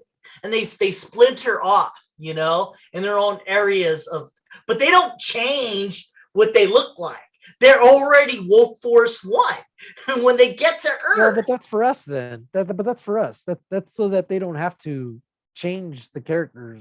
I understand what you're saying, and what I'm getting. This is my main point. I don't fucking care, honestly. But what I'm saying but I wouldn't call it woke force. I'd call it diversity force. If you write from a standpoint where you're creating diversity rather than just organically doing it, you're actually doing the thing that people hate with wokeness and making a story on that alone and not paying attention to the story. No, X-Men did it. X-Men did it back in the day. They did it back in the day by bringing in different. Actually, Silver Age X-Men, and there was a lot of pushback on that, but it was appreciated. When they brought in like an Asian character and an African American character and a Russian character, and so it's a thing, and it's successful. But again, they just want a diverse team. They have a diverse team, and that's okay. However, if you're writing your story and that is your foundation, you fail. This one feels more like them trying to get something for the world. Not so much just China or just Africa, if that's a market, or just Europe, but like the whole planet. I hear what you're saying. You're not hearing my point. I'm telling you this right now. If you don't generate your story, just pretend that races don't exist and just make your story from there, you're going to be good. But that's not what they're doing. They went from, let's create these characters. They didn't get the best actors. They just grabbed people who are different ethnicities. And then because of that, they're going to have to create these characters and story from that narration. We don't know that until the movie comes out, right? Okay. We didn't know everybody. You don't know that. We didn't know everybody in Guardians. We didn't think Batista was going to be as good as he was as Drax. But they weren't writing from a woke point of view. They were not. They were not. Yeah, so Eternals might be a diversity movie, but if it is woke, I'll be really disappointed. Obviously, I can guarantee there will be a gay character, and that will be the main driving force for this movie, in the sense of like it's going to be LGBTQ hard. Not the movie itself, but like if you don't like this movie, you're a bigot. You don't like this movie, you're homophobic. I don't think it's going to get there. Yeah, I don't think it's going to get there. I don't think it's going to get there. October 1st, you heard it here, guys. It's 2021. Nostradamus K-Dog just fucking predicted it. Everyone's like, no, it's not that shit. I think it's going to be like an X-Men, diverse. Motherfucker, is Trump in jail?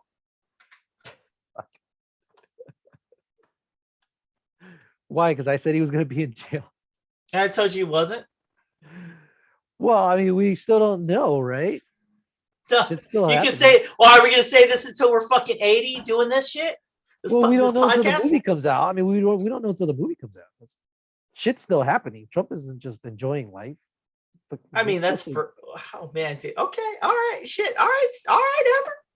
All right, you just keep thinking that. I'm telling you this. Here's my prophecies. 1, woke as fuck. 2, garbage. 3, there could be some gay guys in that shit. Yeah, I'm actually hoping, I am fucking praying if they go gay and they do it right, they go with dudes. I fucking want that so bad, but they're not going to do that. You know what they're going to do? Lesbians. They always go that way. They can never fucking commit to dudes. They always have to do chicks. And by definition, when they do that shit, it makes me think they're even way more homophobic than before because they're just like, well, our fucking audience won't like two dudes kissing, but they'll like two chicks kissing. That's so misogynistic onto itself. You know what I mean? But whatever. Well, I liked how they did. Well, I liked how they did it in Invincible. Oh yeah, no, but because that was well done. Yeah, it was like it was just there. It was just there. It was just there. I like it. That's not what's gonna happen. It's gonna be in your face. Now it won't be in your face. I'm not gonna lie. It's not gonna be in your face. It'll be there, but it won't be in your face. But that's all anyone's. I'm just hoping to avoid shit like Falcon getting the police rolling up on him and like harassing him, or him standing in the middle of the street, yelling at white people, that sort of thing. That to me was woke, right? I wonder how far they're gonna go with this Eternals movie. Like, are they gonna have like a non-binary? Because I got that shit in my Star Trek, and I was just like, what? But that's not a thing. Like, Star Trek's already introduced all this shit. Why are we making this thing now? Give me a second. Eternals cast. Wait, IMDb cast. Angelina Jolie, Salma Hayek. A couple comedians are in there. Yeah, no, there's one. There's like an Indian dude. There's an Asian dude. Wait, no. All right, here we go. The two dudes from Game of Thrones, Kit Harington and. But he's not one of the Eternals, though. No, he's the new one. He's gonna be a new guy. Again, he's the outsider. No, there's this learning about them. Give me a second. No, I didn't see any because there's a couple of transgender actors out there. If they were in this, I would know. The cast is actually pretty strong, but it's Power Rangers. Yeah. It literally is Power. It has the Asian, has the black person, it has the white. But again, person. If they do it in a way where it's not woke, then I'm cool with it. Diversity, I'm fine. I'm all about that.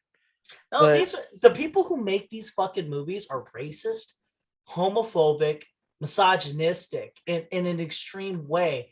That's why you can see it in these movies where people are like, oh, this is so good. Oh. And then it's like, no, you don't understand. The people writing this shit are fucked up beyond imagination because they have these fucking Asians, they have these Arab dudes, and they have all these other fucking people, but they're not the main characters. The main characters are still white people, just so they have their token fucking people. They're just like, all right about it.